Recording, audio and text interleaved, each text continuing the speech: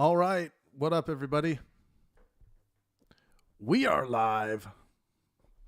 Oh, yeah. I have to make sure I'm collecting.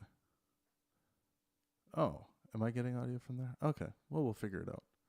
We are live. Topic today for Mace Starwalk's Convince Me Otherwise is social justice is evil. So the name of the game is to convince Mace Starwalk otherwise. You can also join the call-in call and just let Mace know that you agree with him. Maybe you want to have a discussion with anyone who might disagree. All of that will happen on episode 9 of Convince Me Otherwise with Mace Starwalk. What is the call-in app? Well, all of our Pangburn daily live discussions are going to happen on this app. Call-in approached me and wanted to try this out. So we're going to try this out for 6 months. And I really, really love the app. I wouldn't have done this if I don't love the app. For the kind of call-in programs we run and group discussions that we do, it offers the hosts a lot more control and also the attendees. If you're just there to sit and listen, you're not going to be called upon. There's a way to essentially raise your hand or get in the caller queue by just clicking a few, making a few clicks, clicking a few buttons. But you guys will see how the app functions. You're going to get a good look at it today. Now, if you would rather not use your phone, because you'll get the app like for your Android or on iOS. If you don't want to use your phone because you have like awesome podcasting equipment or you have a nice mic, you can download BlueStacks, and it will allow you to access the app and use your wicked ass audio system. So yeah, that's what I'm doing right now. But the app is Callin. I think it's revolutionary in the realm of call-in podcasting, like the Pangburn Hangout has turned into. We did our first episode, which was a Q&A. Hey, Mace. Yeah, you can actually stream, Mace, you can actually stream on the Pangburn Offensive if you want. Yeah, we can have 2 going. There's no problem with that. But we should be sending everyone to the app so that we can get their hot take on the topic. So I should get a notification. I haven't used the app through BlueStacks yet. I just kind of set this up, so we'll see how it goes. But yeah, this will be a bit of an introduction to the app. I wanted to make this and show you guys. I'm pretty excited about it. I'm going to share the stream.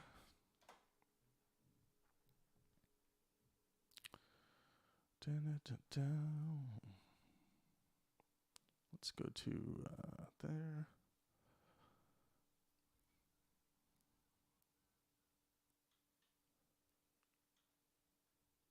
I'm probably going to go live on... I wish there was a way, like the Facebook streaming options are terrible. For some reason, it doesn't let me just pick up the general audio and send that. I don't know why it's like that.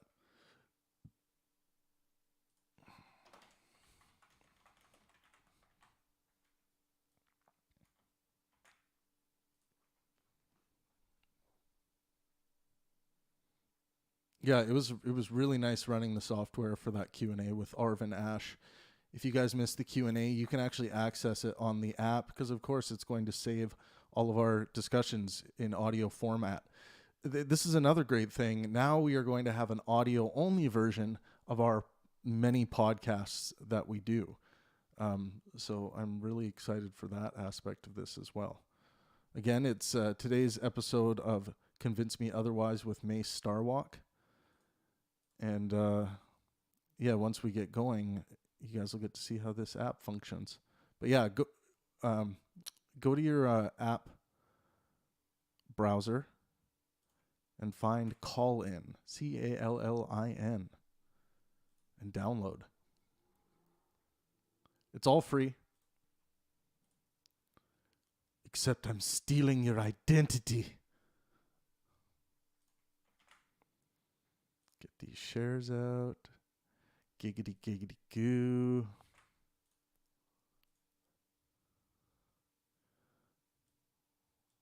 Let's see if Mace is sending me any messages. Yeah, make sure you guys join our Discord as well. I'm going to give you guys the link to the website for Callin, so you have it, so you guys can check out. It's just callin.com.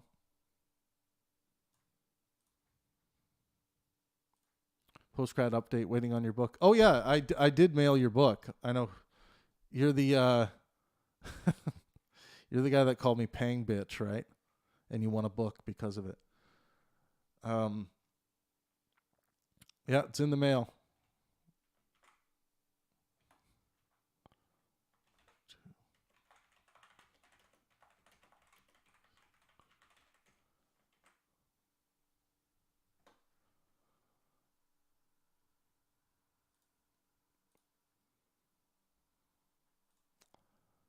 All right. Kiss me once more. Also, a great thing about Callin is our conversations aren't going to be shadow banned there, which will be nice.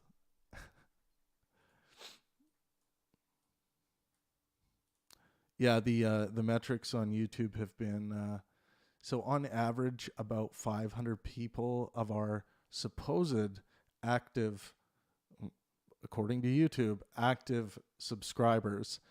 Only about 500 are being shown our stream every live stream, which doesn't make any sense based on, you know, what their what those metrics are supposed to be. But you know, it is what it is. But being on Callin, we're not going to be shadow banned. They have a they also have a kind of an absolutist view on free speech. You know, anything that's lawful is allowed, which is really nice to see from an app. I really appreciate that.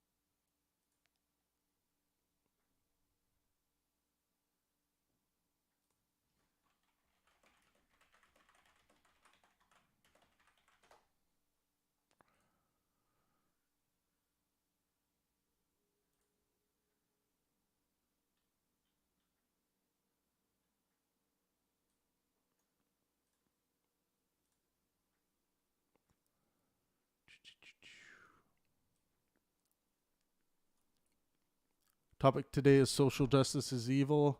Mace will be getting started right away here.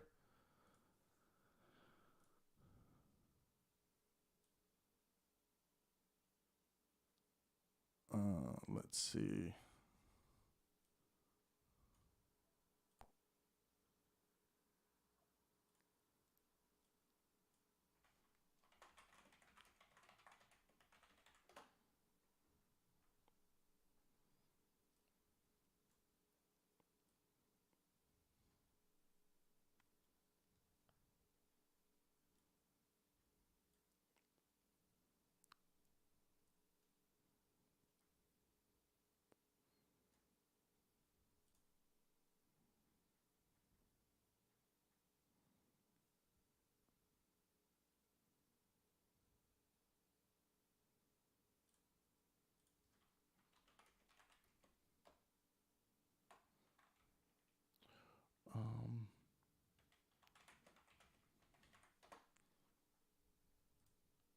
Okay, we're going to try starting it from our end. Oh, it's asking me a room title.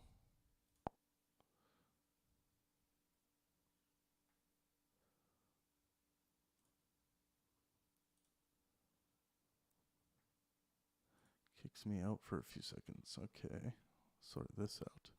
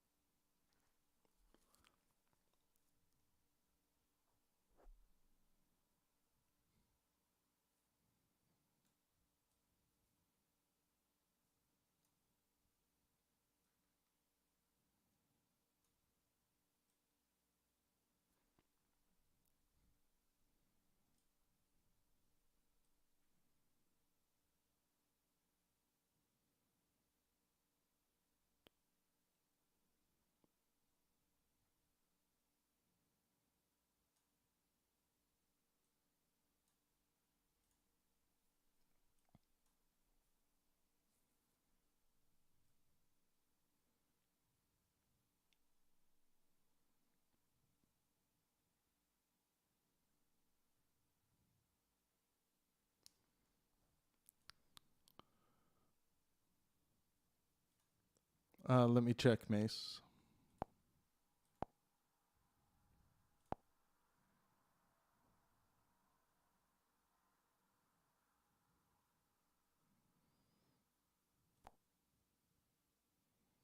No, it's not showing live on my end. Yeah, use your phone. We'll sort out. We'll have to do some tests. Because I think you're on. Yeah, you said you're on iOS. So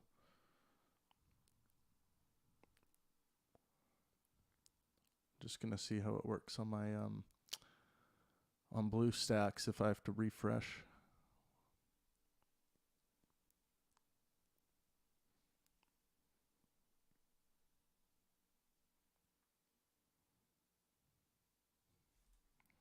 Meanwhile, I'm gonna share this.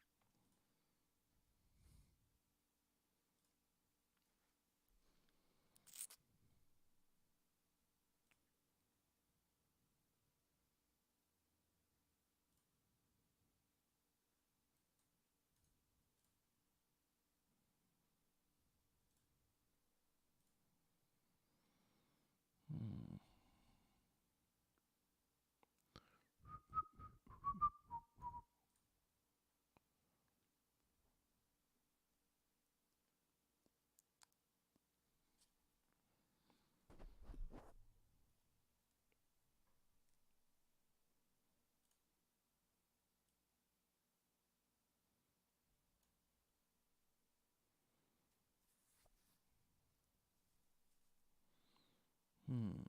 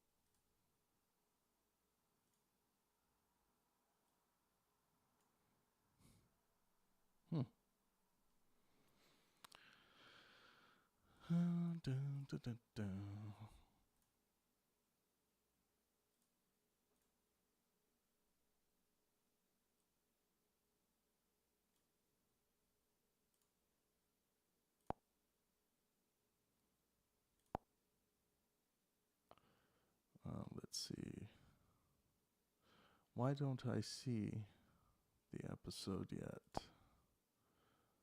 I have to be more patient. Let's see.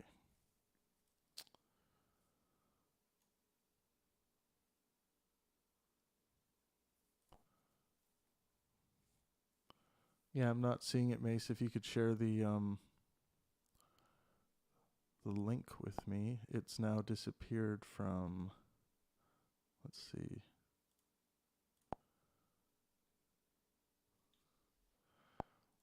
What if I go to homepage?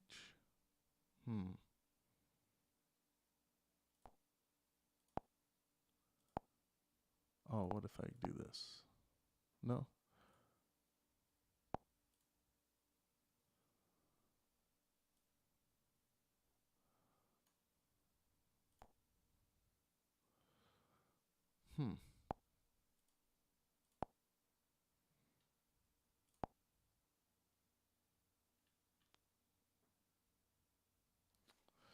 Let's see.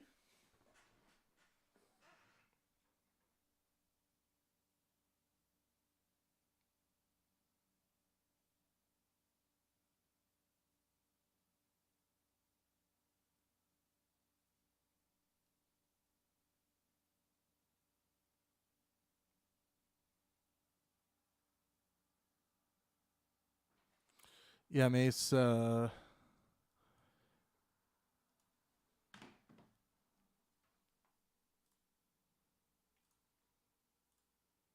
Why can't I see it? You guys can see it.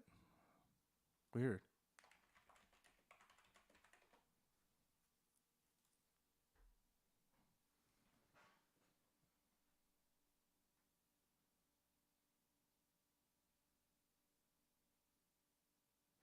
Oh, there we go.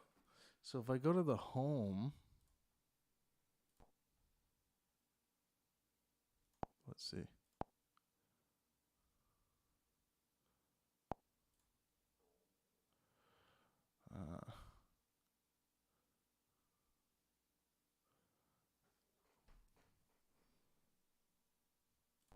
Maybe that's what this doesn't allow.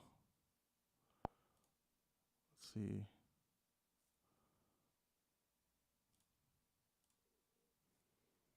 If I hit the search button, news and politics. See all recommended. See if I can find it.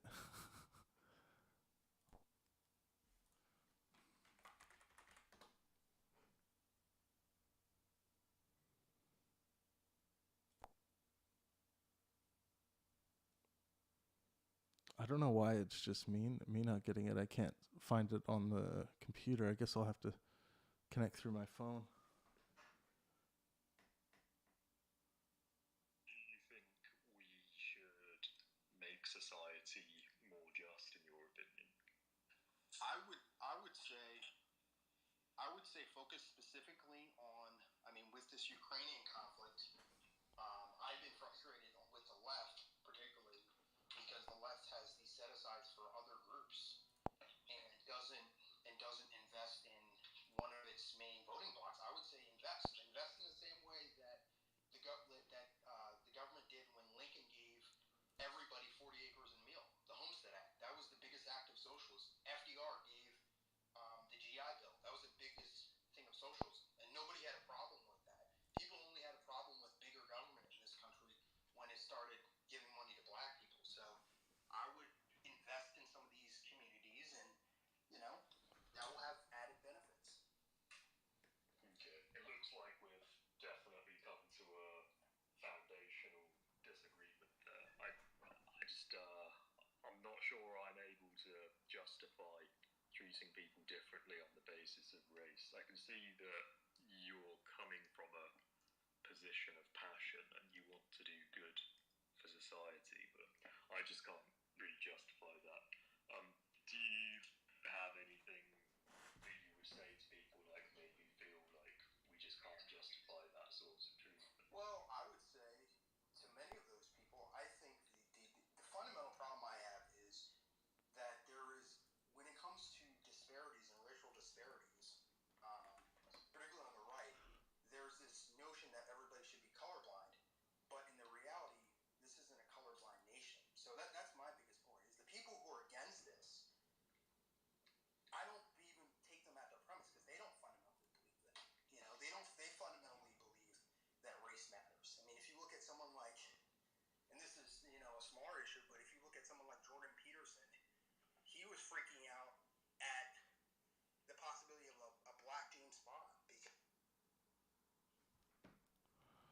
All right, I'm gonna try listening in from here. black crime statistics. And my point for bringing up this stuff is the opposition to social justice is often met to me with a fake colorblind ideology that isn't real.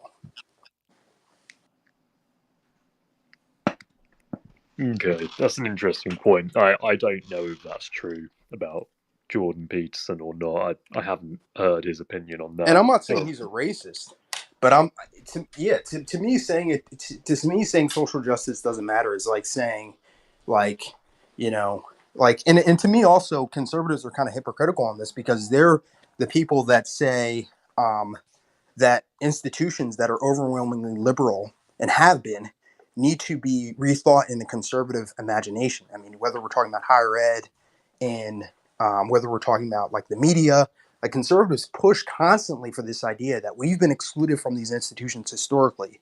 We need to either have our own institutions or force our way into these institutions. I mean, the criticism of the Ivy League schools, for example, for years has been these schools are too liberal. So, I mean, both sides. My point is, both sides have their own version of social justice. I just think our side is more compelling. Our side, as in, what side are you on? Sorry. I mean, I'm like I said, I'm frustrated increasingly with parts of the left, but I would say I'm a lefty in all honesty. I mean, I'm not a hardcore, I guess, so SJW as people would say. I mean, there are elements. I don't believe in just blanket identitarianism, for example, but I think that like I said, I think identity is as long as identity matters, is as long as I'll support social justice movements. If identity doesn't matter and people are treated the same and we see similar outcomes to groups, then I will be off the social justice train. But when Okay. identity So, is such a big part of what, our society, mate? I have to ask, why do you feel like you should come off the social justice train? I found it. I said off the train when I see that people are treated very fairly and similarly in society. And right now, What's the reason for that? those aren't the present conditions. So if in 50 years we don't have the disparities we have, identity is kind of a thing of the past. We're just all humans.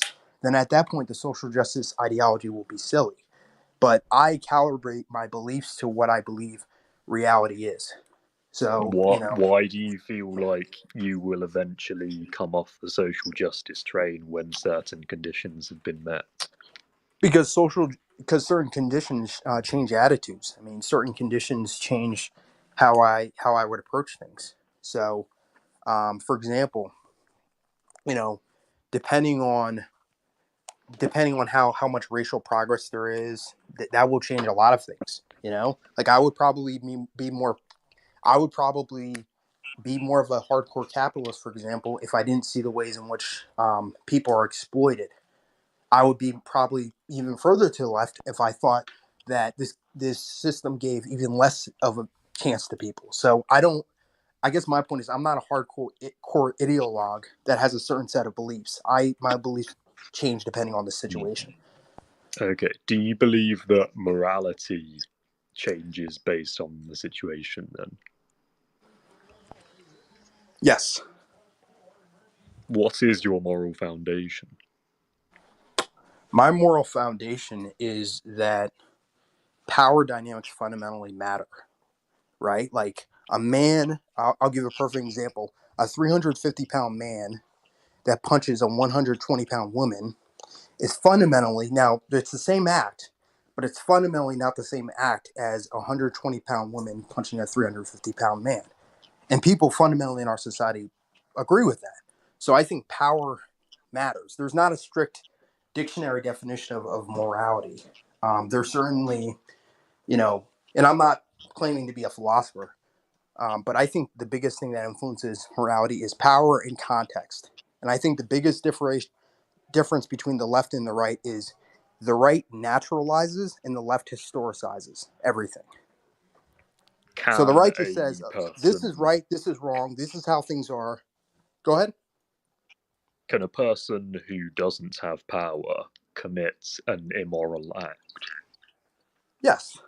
The And how do question you is determine if that act is immoral or not?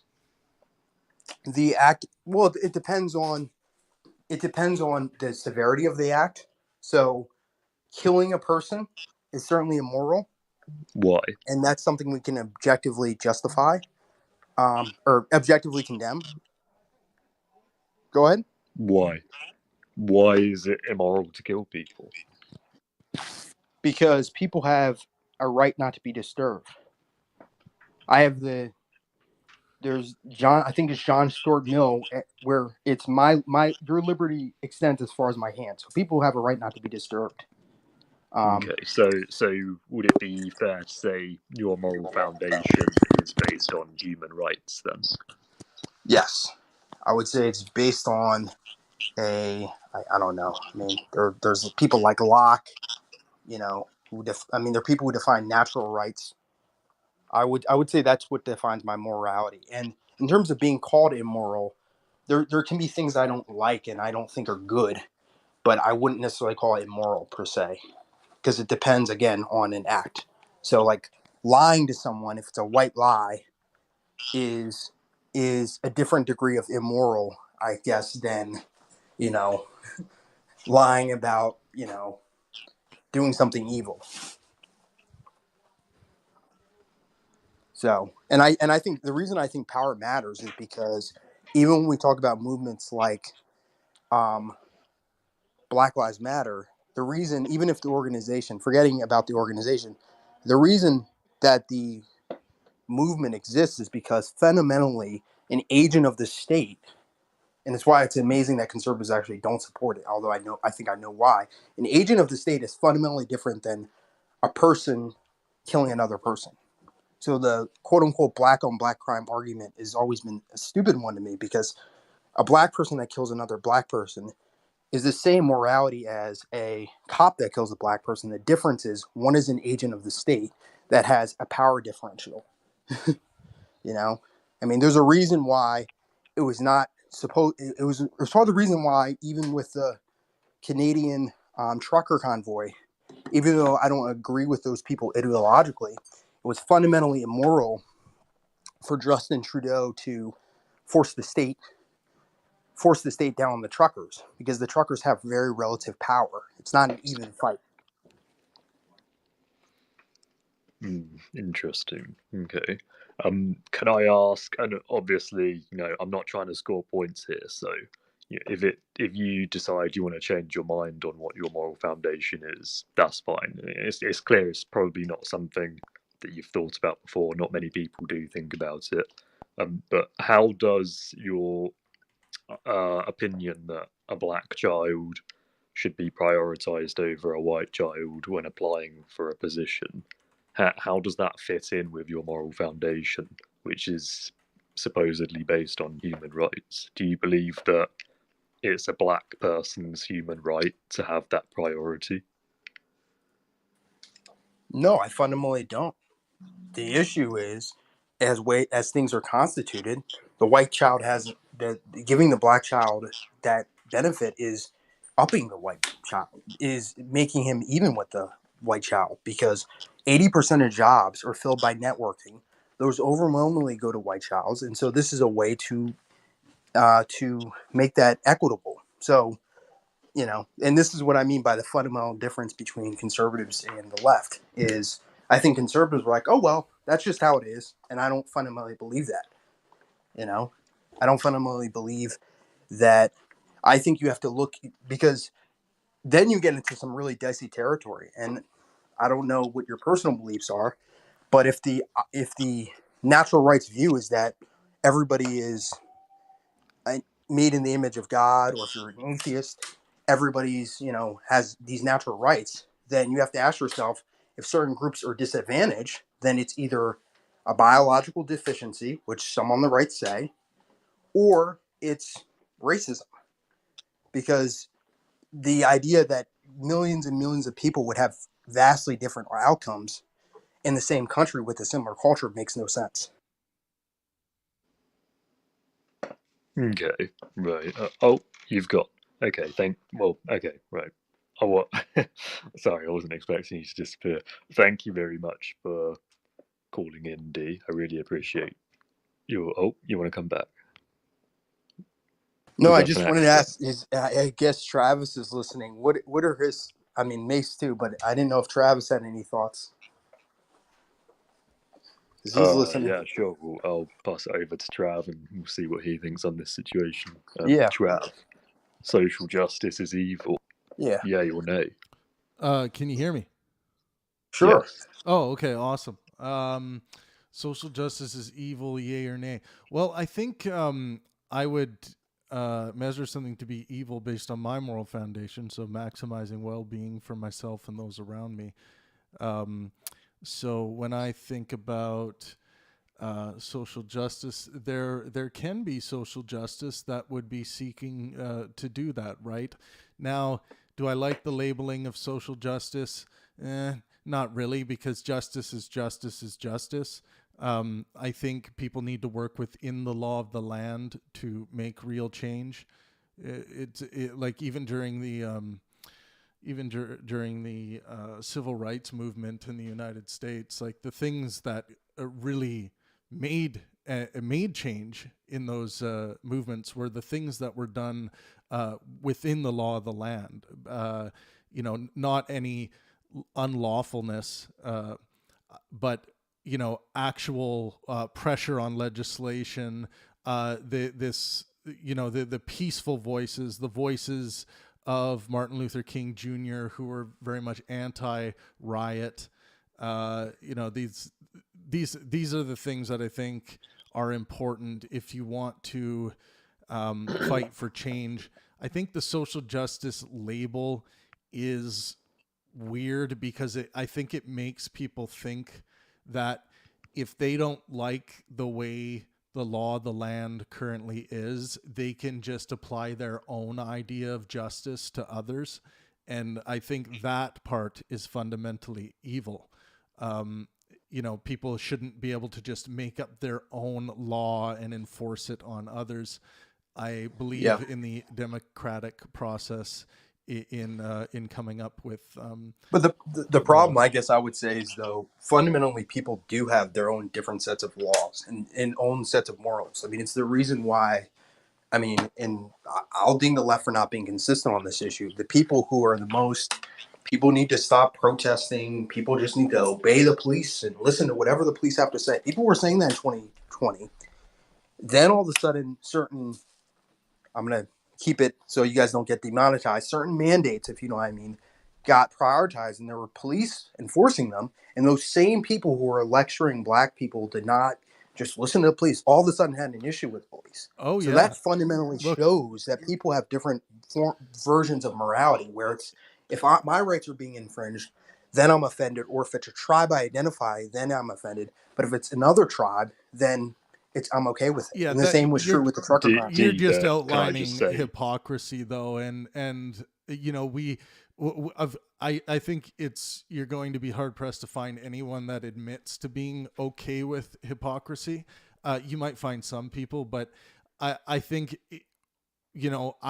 I agree that, well, maybe we agree, but I think that if you're going to say I don't want to see unlawful demonstrations out of Black Lives Matter, and then go to say, oh, but it's okay for the trucker convoy protest because I just feel it's more important than, that's just a hypocrite. That's, there's there's nothing outside of them just being a hypocrite. And if someone wants to just tyrannically have what they think is important just adopted and everyone else has to live by it, I think that is bad. I think these things, when you are born into a society, you obviously do sign this. You are essentially forced to sign this moral contract with the law of the land, where you can't do certain things, or you will be locked up. You will lose your freedoms. Yeah. But from there, if someone wants to make real change in their community or in legislation, if there is a democratic path to do so, um, people should do that. To do otherwise is tyranny. Yeah. But I will point out, however, I have to correct you. Even during MLK's day, there's a famous cartoon. I wish I had it on me. Oh, I can't share in this room. Where there's a cartoon of MLK and there's riots around him, and it's like, look at all the mess I've caused. So even then, they were attacking a peaceful man like MLK for inspiring riots. They were blaming him that in the '60s, and at the time, he was not a popular man. So Sure, I'm not. and But that wasn't a correction. I was saying that Martin Luther King Jr. was a voice for being unlawful and rioting and burning shit is just going to give them more fuel against our kind, and that was a message. Regardless of how people took it or what people did about it, I'm not talking about those people. I'm just talking about, you know, when I see any organization, whether it be Antifa, Black Lives Matter, trucker convoy protests, it doesn't matter. If I see people, they feel so strongly about their cause, they think that breaking the law is going to do them some favors. Now I gotta add a little caveat in here. If there is no path for you as a citizen to work democratically to make change in your community, you might be able to make an argument to me. Now this isn't when your social movement fails and you all of a sudden go and shoot up a school. I'm not talking about that. I'm talking about in a place where you absolutely cannot speak out against the state or speak out against, trying to invoke change in your community. If you don't have that avenue, I can see why people create these rebellions, right? I think yeah, people that makes need to. sense. I think people need to feel as though they have some kind of outlet to, Yeah. to make change if they really feel that they have that what's going on is morally reprehensible or that they have a better moral standard or idea. I think people need to feel as though they have a chance to make change without needing to take up arms. Yeah, no, I totally agree. I think sometimes people just are. I think it's particularly tricky. I think that the biggest movement is obviously when it's against the government, because I think there's such a lack of trust in the government, and there's such a anger towards the government in general that people don't think they have any ways to change. And also, there's always a question of motives, because there's some people who I think are legitimately people who are opposed to their rights, but support the movement. But I also think there are people who would not be in favor if people just went to the local courthouse and met people. I mean, there are people. So that's always the other angle, is that there's such a lack of social fabric in this country that I don't think people trust necessarily their detractors, and sometimes for good reason. So because some of the people who criticize Black Lives Matter, for example, would criticize it no matter what. They would literally criticize it if you know, people went to the courthouse and spoke their truth or whatever. Like, so that's the hardest thing for me to kind of rationalize with. Yeah, I mean, if someone has some blind hatred towards an organization, then or blind hatred towards a race, I think most people are going to be like, you say it's about this, but it seems like there's something else going on here. Like you have some bent towards this organization, and I'm not saying that necessarily means they're racist, but there might be a long list of other potential motivations at play here. Uh, yeah. Yeah. And the one thing I will say is it does. I mean, it actually benefits people. I don't know where you identify, Travis, but it really does. I will admit it does hurt people on the left, because all of these causes are not the same. So that's where I push back on the left. They're very different causes. They're very Sure. different ways to approach their Yeah. causes. They're very different. Like I consider myself, I guess I support the right of people, for example, to transition. If they want to be a woman, they can be, a woman, but that doesn't mean I support, you know, men who convert to women swimming in swim meets. That's not something I support. Right. But that would get lumped under social justice. But I'm someone who supports the rights of, trans people or whatever. So Sure. I Yeah. think the problem, the one thing that the detractors have is they can just say social justice and it can be all encompassing. Yeah. I think I am phobic to the label, right? I am, because I see how people use it. Like it's okay. The louder I scream, or the more violent I become, if they win this by using this pressure, then they feel justice is served. I see that as the tyrannical part. So I want to make sure, people in their social movements, they don't fall into the trap of turning into the tyrant that most people wish to eradicate. Yeah, makes sense. And the one, because I have to go, but the last thing I will say is it is starting to manifest itself. The reason going back to social trust is it's starting to manifest itself on the right for sure. Because when the CRT stuff initially started, I'm like, well, if they're teaching a college level course to elementary schoolers, I'm not necessarily, I guess, in theory opposed to that. But if it's just banning books you don't like, then that's an authoritarian thing that I can't ever support. So Yeah. that's something that I will continue to, I guess, with my limited platform, criticize. That I see as an increasingly big threat. But thank you for taking my call, fellas. Yeah. Thanks, man. Appreciate it. Yeah, we really appreciate you coming on, dude. Thank you. You finally I getting did some think dinner it was there, very. Mace? Sorry, no. I literally just put a really sour sweet in my mouth, and now I'm like salivating like crazy.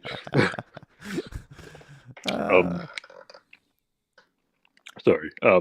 I did find it very interesting how he said that he will abandon the social justice cause when certain conditions have been met. That to me, and if you disagree with me on this, you can call back in and you can rebut this. I think you might have already gone. Okay, yeah, it looks like he's gone.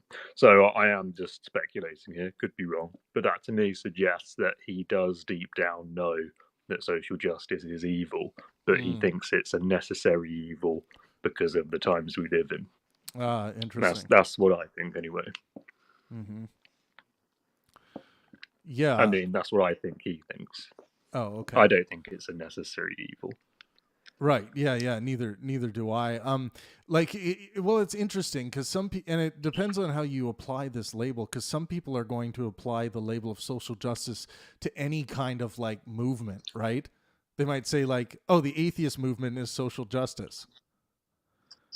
And as much as I would disagree, we do have to look at the common usages of these terms and what social justice does mean, to most people. Or, I don't even know. Like, what do you think what's the definition? What common usage do you think people are engaging with?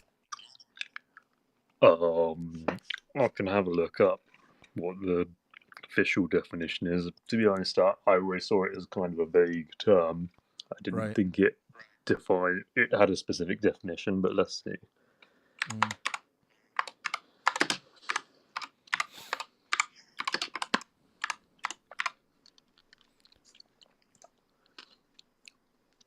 According to Google, social justice is justice in terms of the distribution of wealth, opportunities, and privilege. It's exactly what I said at the start of the stream.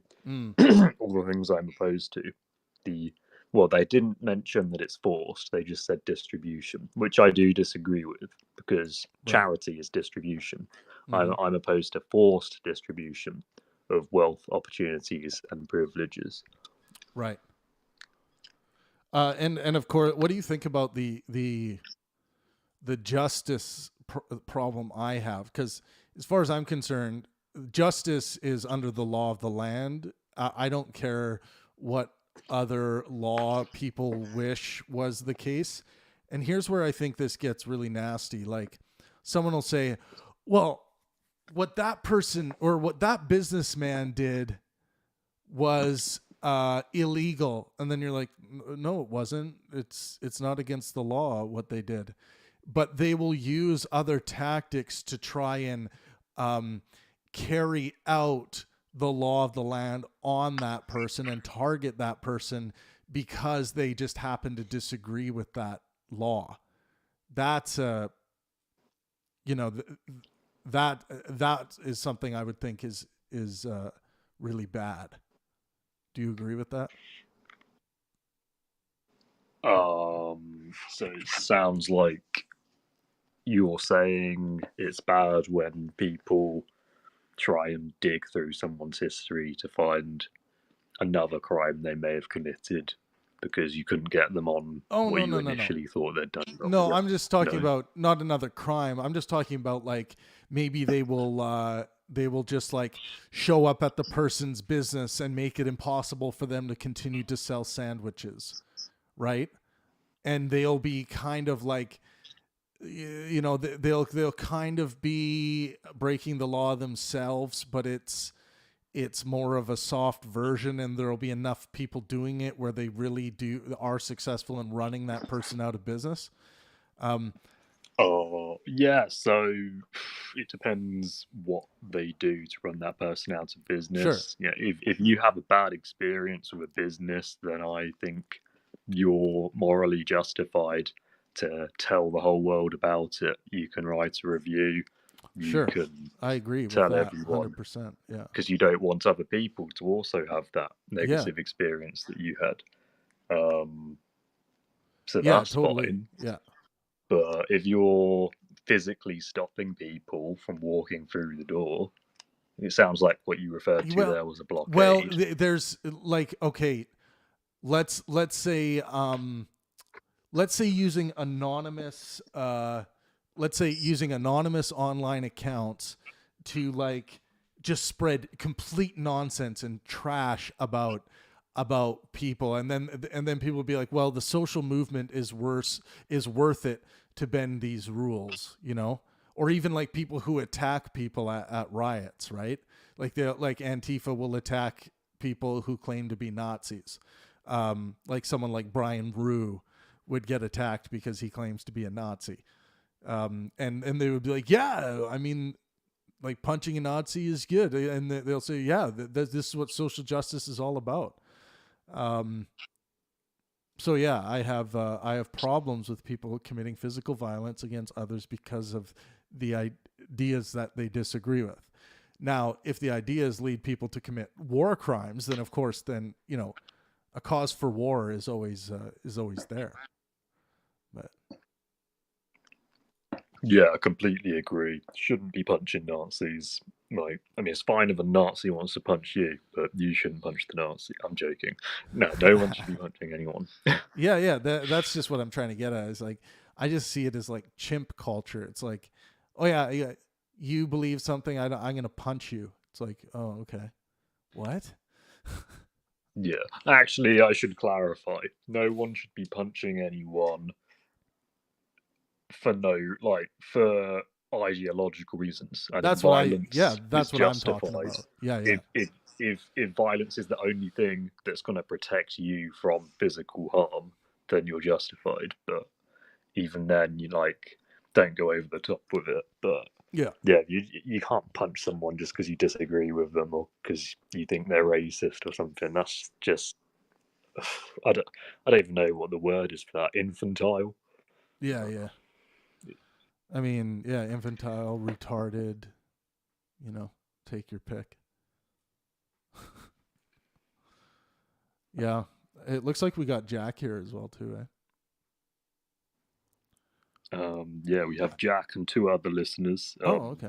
Yeah. I'm hoping that the two other listeners disagree with me and feel confident enough to call in. If not, this is going to be a pretty boring stream. Well, I mean, I think the topic is worthy of discussion for sure. What was that? Jack, what do you think about social justice?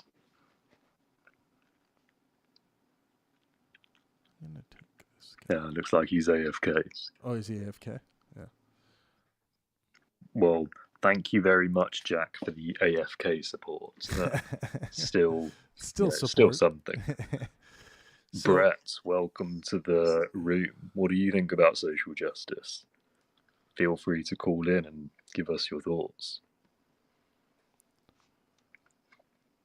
It seems myself and Trav, actually, I'm not quite sure, Trav, if you think. It sounds like Trav thinks social justice can be okay in some situations and is yeah, bad in others. it depends what. So you're kind of on the fence with it. Well, it of course depends on what someone means by social justice. Like the thing I was pointing to. I'm making a chess move here, and do that. The thing I was, really pointing to here is, if someone uses it as like a substitute, like, oh, we're going to enforce our own justice. It's like, no, that's the evil part. Taking the law into your own hands and just saying like, we're gonna punish people in our own like insidious way. Yeah, I think that. Can you give me an example where social justice, as we defined earlier, is morally acceptable to you? As we defined earlier, well, would you say that like the circumcision movement, when they go out and demonstrate based on that definition, would you call that social justice? Is the circumcision movement people who are in favor of circumcision? No, they're anti. So I meant the anti-circumcision movement. What have they been doing? Well, they go out and they demonstrate. They like have their clothes and their signs, so they peacefully demonstrate. Would you call that social justice? No. Okay. Well, then, based on that definition, I would think social justice is bad. Oh, okay. Yeah. Right. Yeah. Brett, what do you think? Social justice. I'll just read out the definition for you that we agreed on. If you disagree with this definition, then you can make that point. You can let us know. The Google definition is justice in terms of the distribution of wealth, opportunities, and privileges within a society. My caveat to that, which I mentioned earlier, was rather than it referring to just plain distribution of wealth and wealth and opportunities, I would change that to forced distribution of wealth and opportunities, because consensual distribution is charity, not social justice. But anyway, what are your thoughts on this? Have I done this all right? Can you all hear me? Yep. Yep, I can hear you. Okay, cool. Yeah, it's kind of a wide, broad topic. I've talked to Trav a few times before. Under my last name is Benson. I teach high school. Yeah. For me, one of the things that I always come back to is what does the society say that it's able to produce versus what it actually does. And to your definition, I guess I would agree that, like implementation of forced perspectives or new laws wouldn't exactly be justice, because then it becomes the cycle of just people trying to take rights away from one another, that, we've seen in every society around the world. And yet in the same breath, like, I think that something like healthcare, for example, and access to it, it's very clear that the government is not functioning in the way where we're making it more sustainable, affordable, etc. And while I admit that people have access to like certain public options and whatnot when they're in the lower economic spectrum, it's not the level that people need to be life sustaining. People definitely need to do personal choice of like, better eating habits and stuff like that. But at the same point, every politician says that they're trying to work on something for healthcare, and then nothing passes. And we're you're in the States, Benson? Yeah, I'm Oh, in okay. California. Okay. Yeah. So in the States, it seems like it's a repetitive, like they say they're going to do something, big pharma says, nah, we're not about that, and then like, it's a continuous cycle where healthcare. I just went the other day, and I have full health insurance as a professional educator, but like I think it is a somewhat social justice issue that like I had to drop like $50 for random meds and stuff that I had to buy, and I was like, I'm very fortunate that I can do that. I wonder how many people can't. Right. So that's kind of where I come from. I don't know if hopefully that wasn't too much all in one breath. Not at all. So are you in favor of social justice then? I don't know if I agree with the process of the binary with the questions like Crowder does, like you mentioned on the one page. Sorry, I'm brand new to this app, so I had just been bouncing through the different points where the questions are. I would say that you might not in that direct definition. I might agree with you. Yeah, I'm not sure that I agree with that form, but I do believe that in the same way that if it's continuously prosperous, where we just do endless materialism for our economic systems, we have to seriously stop and reflect on that. I don't think the planet can sustain that kind of, pursuit of economic, just a material culture that has gone past need and is often, into another level. So I don't know. I guess I would just say it's complicated, which I know is a non-answer.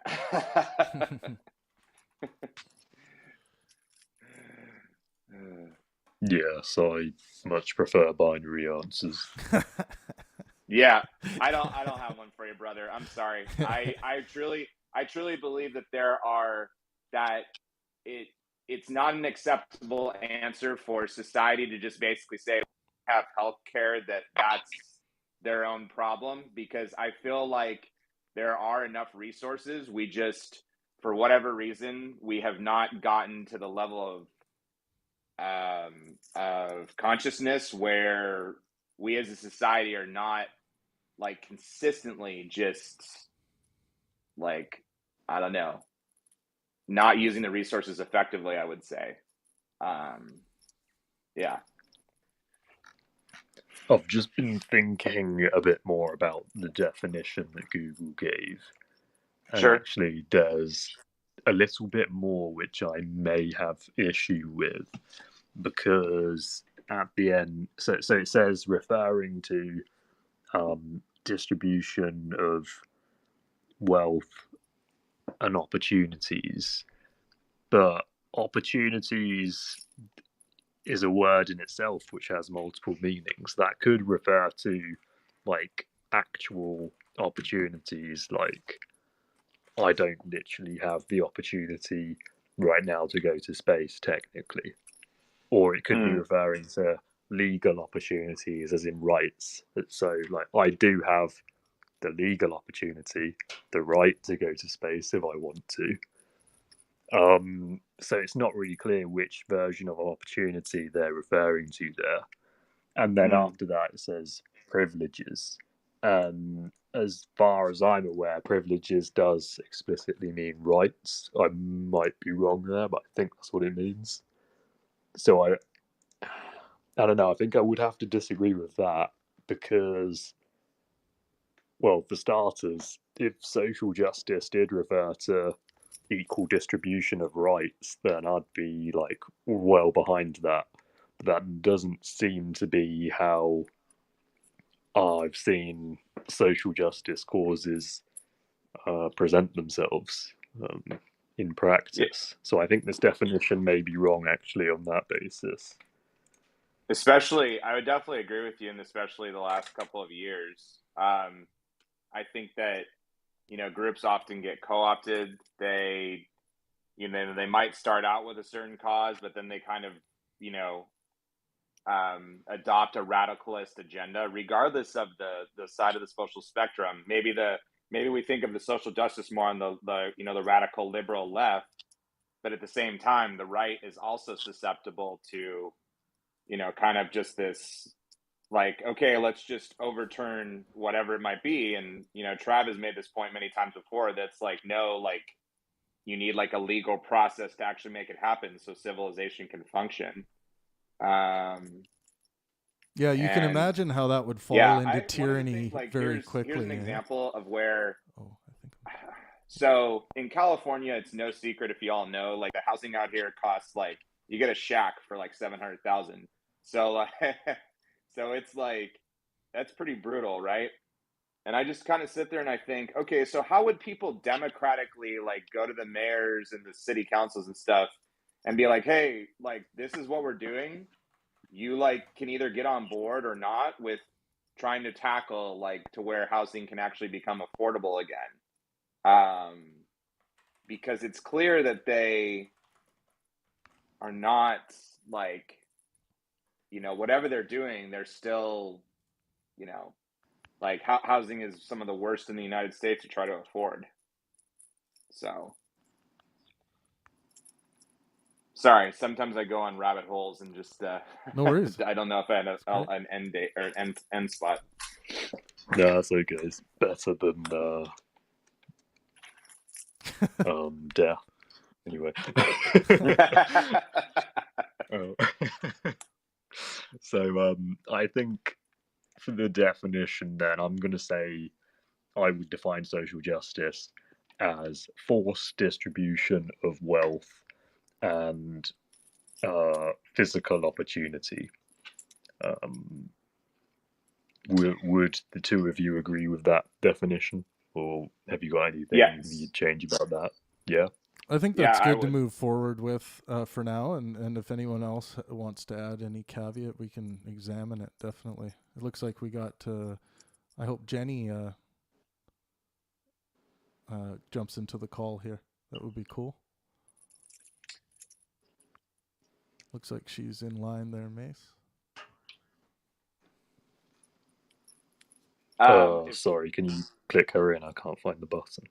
You got to just click on her icon and then say that, like, you can drop out Brett and then bring Jenny. Oh, yes, found it.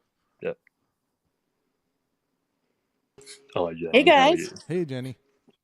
Doing good. Good. Mace, I was intrigued by the question. Which question, sorry? Social justice, is it evil? Yes, what do you think? Well, I love that you're doing a show patterned after Steven Crowder, because I think he is a really powerful voice today and doing good work, just getting people to think a little bit deeper. Because who doesn't want justice? You know, we all want justice, right? So. Yeah, I totally agree. Like, we need to have legal justice. Can you hear me, Mace? Sorry, I interrupted there. Oh, okay. Sorry. I just wanted to make sure you guys could hear me. Yeah. I think justice is great. Justice is necessary. We need to have a concept of justice. We need to have a concept of law and order in order for people to be able to live free of tyranny. Or else someone could just tyrannically come and take whatever is yours at any point in time. So we do need the law of the land, and I think there should be a way of going about that, fighting for change within the law of the land. If you're living in a society where there is no avenue to do that outside of raising arms against your government, then of course you're going to have these rebellions happening all the time, like we see in certain parts of the world where there is no democratic process to do this. Yeah. Well, if you really want to know what I think, do you? Hell yeah. Okay. I'm a Christian, and so social justice people really want equality of results. That's the bottom line. They don't really care about equality of opportunity. They just want everybody to get equal results, whether it's education or the size of their house or Yeah. whatever. They just want everybody to get the same. Yeah, you're talking about so, outcome. Yeah.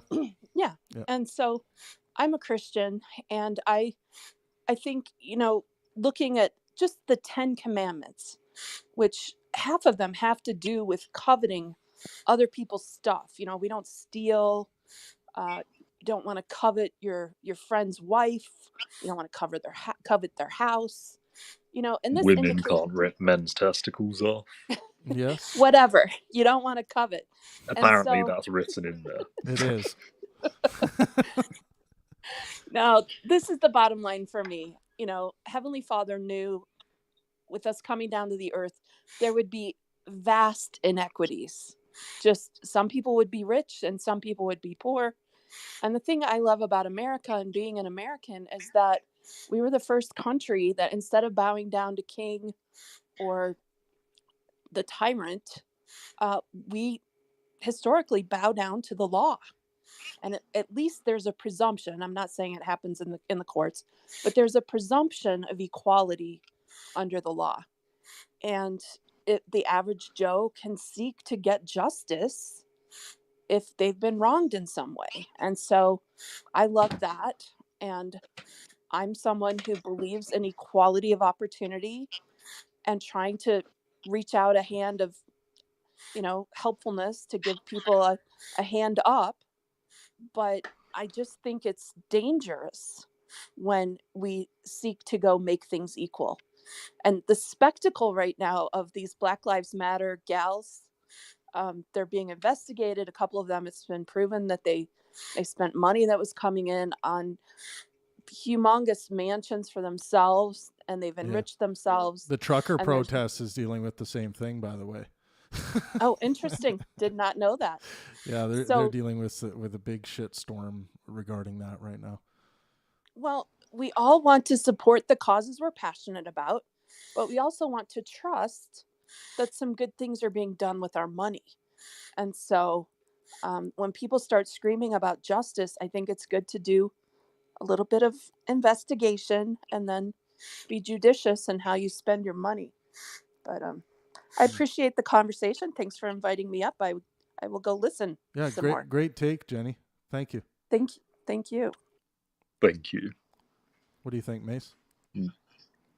I mean, I'm not really a Christian, so I'm Yeah. not hugely concerned with what Yahweh has to say on the topic. I think Yahweh is a massive hypocrite if he does exist. Yeah, I mean, sorry, Jenny. There's a lot. Dirty Doubler. So Dirty Doubler on YouTube says, "What do you think about the fact we will be a minority in our own countries by 2066, according to David Coleman, Oxford professor?" So who cares? Well, Dirty. That's going to be brilliant because finally I can get some affirmative action. Yeah, exactly. Dirty. Go get yourself some of that sweet affirmative action. No, but ultimately, like when you say we will be the minority, I don't look at things that way, and I know that like the government evaluates some things in that way, but on an individual basis, I don't look at the world that way. I think there is a race fetish that exists out there, and some people just can't help but think about race or see race or think that their race is keeping them from doing X or X and race. Some people just can't stop thinking about it. It's like everything. Oh my God, my race is everything about me. It's like, as far as I'm concerned, your race is fuck all about you. It's more to do with, the content of your character and, and the ideas in your mind. I don't, if someone offers me affirmative action, I'm going to reject it. I don't. Oh, really? Yeah, that's sure. interesting. Because I would accept it, even though I know it's immoral. Oh, like, you why immoral would I turn down fuck. free advantage? Hey, I'm not morally pristine. I'm not perfect. Yeah. It looks like there's also some text chat going on in the app as well, Mace. If you click on little like text bar. There's some stuff going on, and my chess game timed out. Fuck my life. But yeah, there's some messaging going on inside the app, so we should keep an eye on that. Oh yes, I see. So Captain Jack, hi, how you doing? He says if the case is it's fine to change the race of character for diversity's sake, let's make Blade and Shaft white. I don't know who that is, but I think I understand the premise. Yeah, you're saying, what if we take a beloved black character from a story or movie and then change them to white in future change future iterations of that previously black character to white for no reason other than to make the cast more diverse. I agree. I think that a lot of people who are in favour of making James Bond black would be against turning other black characters white. But that's a generalisation. Perhaps I'm wrong. There may be some individuals out there who are what's the word, like internally consistent with how they think about things, and maybe they would just double down on it. Which is something, by the way, everyone should strive to be. We need way less hypocrites in this world, ideologically. Yeah. Looks like we got a lot of listeners. Guys, jump into the call. Queue up. We'll pull you in. Give us your take. Yeah, I was expecting a large queue of people who would want to talk to me, but I guess I'm just well. not You that have popular, to woo them, so, Mace. You can't just sit there and cry about it. Right. The next person who calls in, whether you have something to say or not, doesn't matter. Just call in. Whoever calls in first, I will give a huge compliment. Nice. Come on, you guys. Like a compliment. Oh, Aaron. Nice. By the way. Okay, just adding it. I love Welcome, Aaron Washington. Fuck yeah. I think you have the most beautiful eyes I've ever seen. All right. I don't want your stupid compliments, okay? Okay. All right. So I've said it many times before. I don't necessarily see a problem with giving everybody the same opportunity, because the thing that a lot of people, I feel like, tend to do is confuse equal opportunity with equal outcome. Just because you give everyone the same opportunities doesn't mean everyone's going to have the same outcome. I mean, completely agree. I don't think there's anything wrong with it. I don't know how you would do it in practice, because there is a richer areas tend to have better facilities than poor areas. How you balance that without, just basically stealing from the rich to pay the poor in ways that might be considered unethical, I don't fucking know. But again, one of the things I've said is that if you want, to deal with the problems of joblessness, and you want people to be smarter, and you want society to actually go somewhere, then I don't see any reason why everyone shouldn't have the same opportunities. Although you could kind of sort of say that people have equal opportunities now. It's just that to explore all those opportunities is a lot harder. Yeah. This is one of the reasons, Aaron, why I really support like a government trying to put in place some kind of free post-secondary education program, because the facts are that a lot of people do grow up in deep levels of poverty, which I think, if we're going to start talking about a privilege that actually exists in this world, financial privilege is of course one of those things. So like I think that we need to include education, post-secondary education, in that necessary basic opportunity. Frankly, I find the idea that social justice is evil to be quite an asinine premise, but that's just me.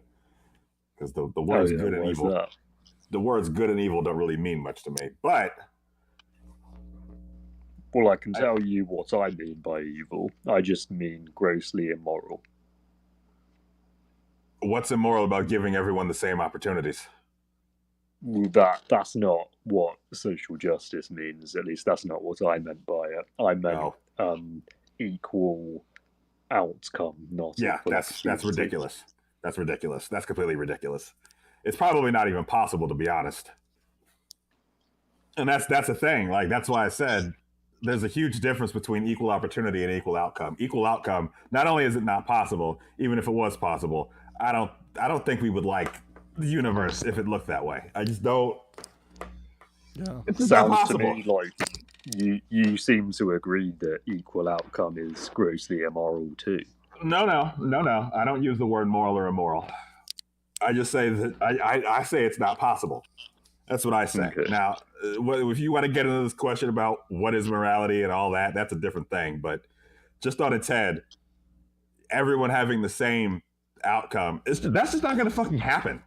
You have different philosophies, you have different cultures, even in the U.S. Different philosophies, different cultures, different locations with vastly different resources. That's just not possible. And you have a hell of a time trying to make it possible. Do you know what your moral foundation is? Based on goals? Explain. Well, everything I base my moral foundation off of is based off the idea of what is it you're trying to accomplish. Because on its surface... Sorry. I perhaps I didn't ask the question very clearly. What I mean is, how do you determine if something is moral or immoral? I don't really like using those words, to be honest. Why? Because I feel like they assume that there's this preconceived notion of good and bad that I just don't think is there. So, not even subjectively. Subjectively, maybe, but I don't feel like that's the intention. I don't feel like that's the intention. So I think a good question to ask Aaron might be, whether you think, child abuse is immoral or moral, or amoral, and then we can look at, like, okay, what's the metric we're pulling from? Is it consent? Is it well-being? Is it this idea of whether something feels fair, which we would get a lot from the sentimentalist types. So yeah. Of course, you got to go to some shit like that, huh? You know me. Of course, you got to try and trap me in a fucking corner. Oh, I'm not trying to dumb trap shit like you, that. Not at all. I'm just. Well, guess what? He's just trying to score points. Yeah, of course. He's gonna. Well, guess what, Travis? Here's my response. I'm not interested in whether the child abuse is moral or not. I'm interested in whether or not it's good for the prolongation of the species or not. And all science seems to point to no. Fair enough. Yeah. Okay. So your moral foundation is based on goals, natural survival of the fittest. Then, if the goal of humanity is to survive and to thrive, then there are certain, at that point, once you've established a purpose, there are good things that you can do that'll get you towards that purpose, which we call productive, and there are things that are counterproductive. Things like child abuse are counterproductive because abused children turn into angry adults. I would know. Yeah. So it's not complicated, people. Well, no, it is. I mean, there are many people that would absolutely fundamentally disagree with how you are choosing to measure good and bad, and I'm one of them. Of course you are. I mean, I think I make the argument that well-being is the metric we should be using, not survival, because you could do some terrible, terrible things in the name of survival to others, right? I mean, well, notice I didn't just say survive; I said thrive. Sure, thrive, and then that's kind of where that pleasure thing comes from. Yeah, so yeah. You and I are basically saying the same thing. Yeah. I look. Our species, individuals wanting to feel as though they are thriving. That's going to be a powerful aspect to well-being. to my well-being model. Definitely. I just think well-being sits at the fundamental level below that, and then one step lower would be pleasure. Well, Mace, I have to ask the question to get back on topic. When you say that equal outcome is immoral, I'm trying to understand, what about that do you find immoral? The fact that it is a non-consensual. And you know what's funny? The one thing that I can't stand, one of my pet peeves, never thought I'd hear myself say that phrase, is when you have this successful businessman, right? That businessman builds an empire. And then that businessman has a son, and it's basically assumed that you're going to take over the business.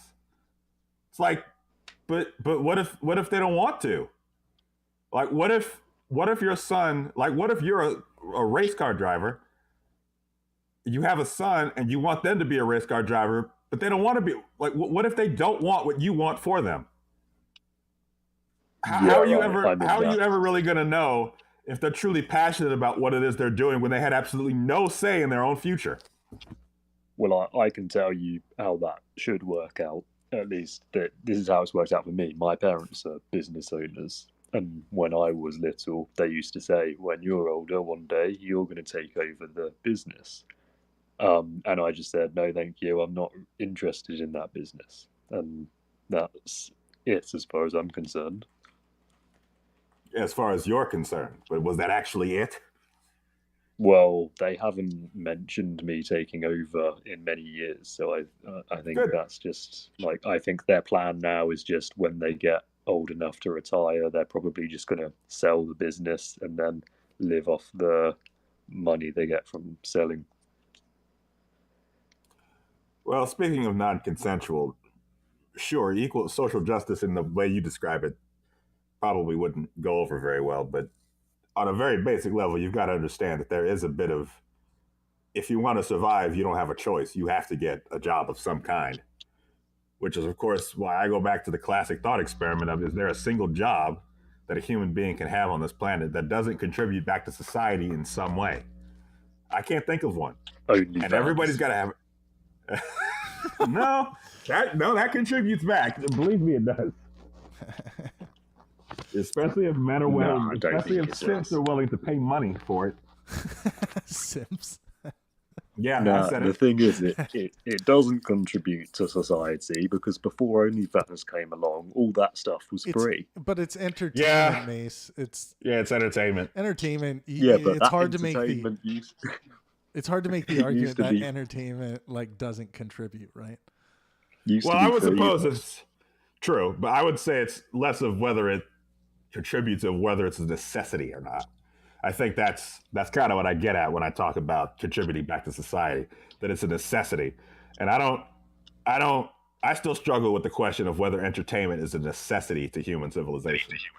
I mean, clearly it's something that we've been doing since the caveman days with the art drawings on the insides of the caves and whatnot. But what would we be like without it? I would even say some games that we've witnessed in other ape culture on this planet of throwing this round chunk of wood that ends up being this game of chase that includes throwing the chunk of wood as you chase.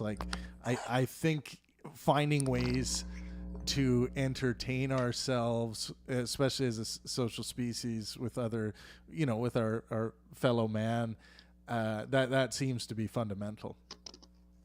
Fair enough. And the last thing I'll say is, just sitting here thinking about it, it really makes no goddamn sense, because with so many different moving parts in human civilization, as complex as that shit is, to simply tell someone, right, you're going to do this, you're going to do that, there's no goddamn way that would ever work. The most authoritarian regime would struggle to keep that ship afloat for too long. I just don't. And who gets to determine who does what? Mm-hmm. How would that even work? Yeah, I mean, what do you think, Aaron, of this idea that you're born into this society where you didn't get to have a say on the law of the land? Travis, I am not the person to ask about that. No, you already know what I'm going to say. Yes, you already know what I'm going to say. But there is a very new audience here, Aaron, and they need to get the very best of you, man. Well, you're talking to... God damn it, man. Why are you making me do this? You're talking to someone who struggled with wanting to continue to live this life I didn't ask for and would have preferred not to have every goddamn day of my life. So yeah, it kind of fucking sucks that not only do you not have a choice of when you're born, where you're born, or who you're born to, but then your options are even more limited in the fact that some people just don't get lucky. You know, I wanted to be a classical pianist. I drive a fucking truck for a living. Because some shit that you dream of is best stayed in your fucking dreams. So yeah, I know. I'm well aware, Travis. Thank you for reminding me. You fuck. You're going to play classical piano at one of my events. Yeah, we'll see. Anyway, I just thought I'd throw... So just to wrap up, social justice on the side of equal opportunity, I see absolutely nothing wrong with that. Again, that's not going to necessarily suggest that equal opportunity does not equal equal outcome. Everybody's going to fall into what they feel the most comfortable with, where they feel that they're best contributing to society. But social justice from the angle of equal outcome, I don't know if I'd call it evil. I think that's taking it a step too far. Yeah, I agree with you on that, Aaron. Stupid, I would definitely say.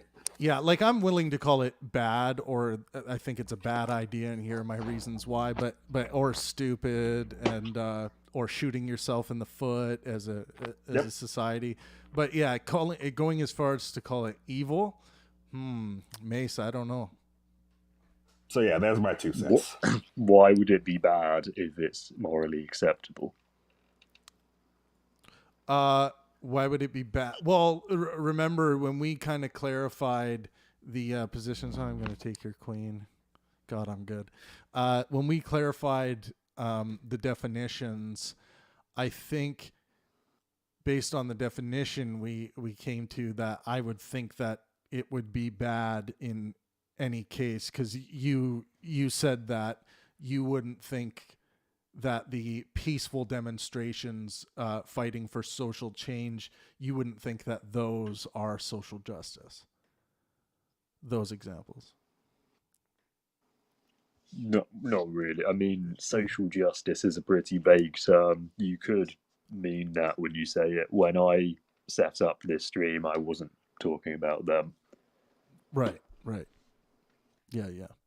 So yeah, I mean, again, it's one of these things. Like it's like, okay, I have my epistemological standard of truth. I can answer someone's questions based on their epistemological standard of truth, or my own. And that's kind of the same thing.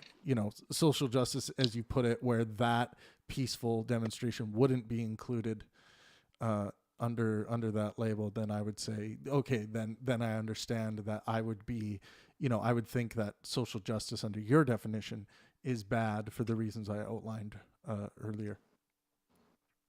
Looks like we have a lot of... Actually... Sorry, go ahead. We gotta woo these people into the room. Dal, what do you think? Have we heard from Josh, Jack? We heard from Jenny. What about B? I think I might be able to woo Aaron back. Well, Dal, we'll hear from Dal first, though.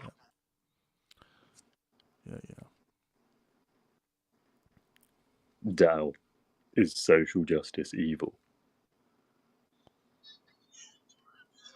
So, not inherently. I think some people, maybe even most who use that term, misunderstand the whole idea behind it and go too far in one direction or another. But inherently, no. I think people are evil. Things or concepts are not.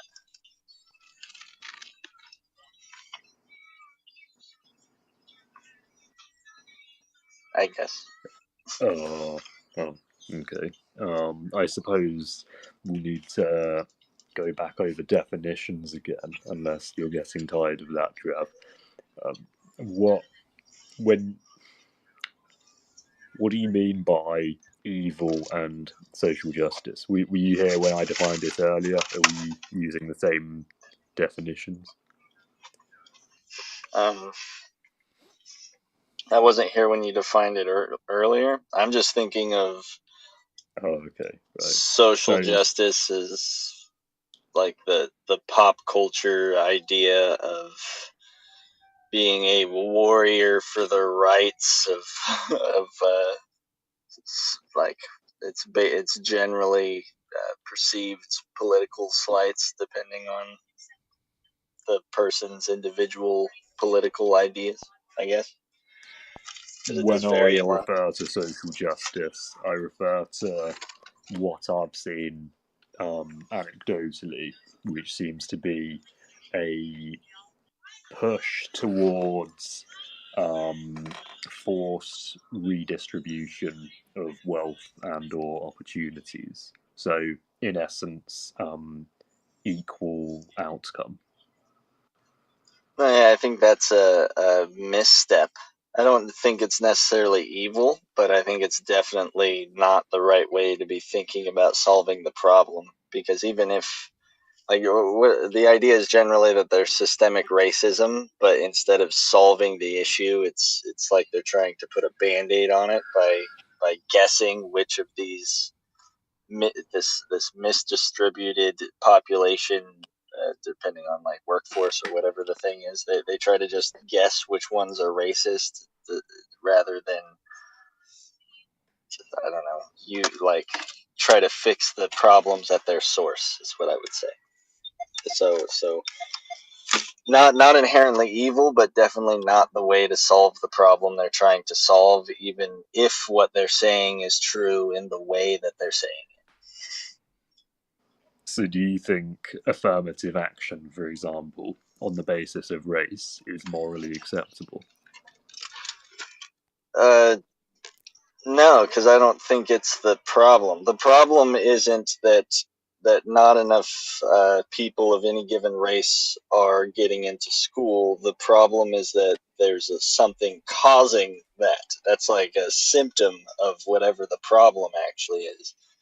So, like, So, I'm not always opposed to giving people extra opportunities, but I do think taking away opportunities from one group to give to another based purely on race is itself racist. and is that immoral?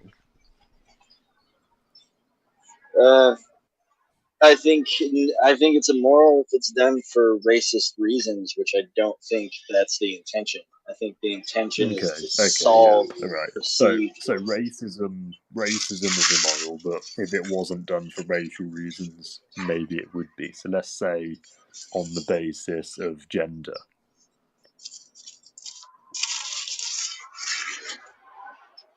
Uh, well, I mean, if you were to create rules that got favored one gender over another because of it, I still don't think it would necessarily be sexist or whatever. But if it could be, it could have that effect. It could be targeting people because of their gender in order to fix a problem, that a perceived racism or perceived sexism. Okay, Okay, right. I So actually got to ruling go. out. My lunch break is over. Oh, damn, we were getting somewhere. Thanks for stopping by, Dal. Sorry about that. Yeah. Well, See you guys. ruling out sexism and racism, then let's see if we can think of another category that social justice could be obsessed with, should we say? Right. Yeah. It looks like we got Z. Did we hear from B? I can't remember. There we go. Religious ideology. I know, Dal, you've gone, but my next question would have been, what do you think about affirmative action on the basis of ideology or religion or anything? Like, you can't just say all of the individual isms are immoral, but then the act itself isn't, because you can't. Well, I'm assuming you're not going to be able to give me an example of affirmative action that you do find moral, because no matter what characteristic you go by, it's always going to be some kind of ism.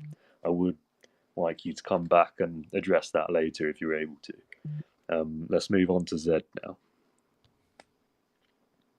Hi, Zed.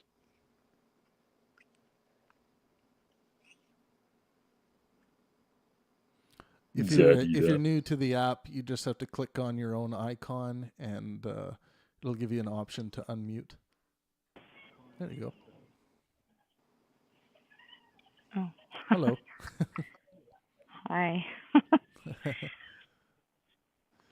Sorry, I don't have a feel for the conversation yet. I was just trying to figure out how to mute or unmute or what. So I just wanted to listen for a minute and see what was being discussed. Yeah, cool. Thanks. Oh, I forgot. You actually qualify for compliments. You look very, very young. I haven't ever used this app before, and I just Yeah. chose like a really old picture because I thought that would be kind of funny. We're actually Z or Zed. We are actually all new to the app. We've just kind of moved our Pangburn show over, so I'm glad you found it. Found the program. Yeah, it's different. So I'll just kind of listen and see how you guys are going along with the conversation. I don't want to chime in before I know what's being said. Cool. Okay, well, thanks for dropping in, Zed. Do we have anyone else who would be interested in calling in? If so, please feel free to do so. Yeah, I think we're you approaching... kind of. I was gonna say, Mace. I think you kind of. Dal was a little. I don't think he's doing other things, but maybe a little bit trapped when you asked him the question about gender, or like treating sexes differently or something like that. I thought that was an interesting follow up. Thanks. See if we can bring Jenny back in. Jenny. Thanks. I didn't know if you guys go wanted to hear from me again. But Hell yeah. I love the topic. I think you're really fleshing it out really well. Jenny, your hair looks very nice today. Oh, that was me, like 8 years ago at my nephew's wedding? You know what? I have a beef to pick with Mace. I didn't get any kind of compliment. Oh. Man. Well, I think you're cute. Oh, well, thank you. I can't see Mace. He looks like a superhero. Mace is a superhero. He's from a different realm. I used my photo because I actually had my hair fixed. I normally do not curl my hair or put on makeup, so have to put your best self forward on Colin, right? Yeah, for sure. It's depressing to think that my best self is a cartoon. I was really touched, Mace, that you opened up about your childhood and talked about, perhaps having an abusive childhood. I did too. What? No. I didn't say that at all. I wasn't abused. Who did what you? Did you say? Traumatic? My parents just no, not at all. My parents just used to reference passing on the family business to me, but I always used to say I wasn't interested because it was hairdressing. Didn't want to be a hairdresser when I was little. And then as I got older, they eventually stopped referencing it.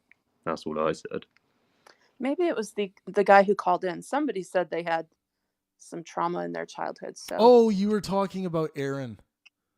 Yeah, that was Aaron who disclosed that. Yes. Okay. Now I know. I immediately tune into people who open up because, I'm someone who had some trauma in my childhood, and I think when you do that as an adult, you are looking for someone to just say, "Hey, I see you. I can hear you. I know." Because sometimes I'll say something and people just get all embarrassed and don't know what to say. And I didn't want him. I thought it was you, Mace, and that's why I brought it up. But I didn't want him to feel like, hey, you just threw that out and nobody noticed. Yeah.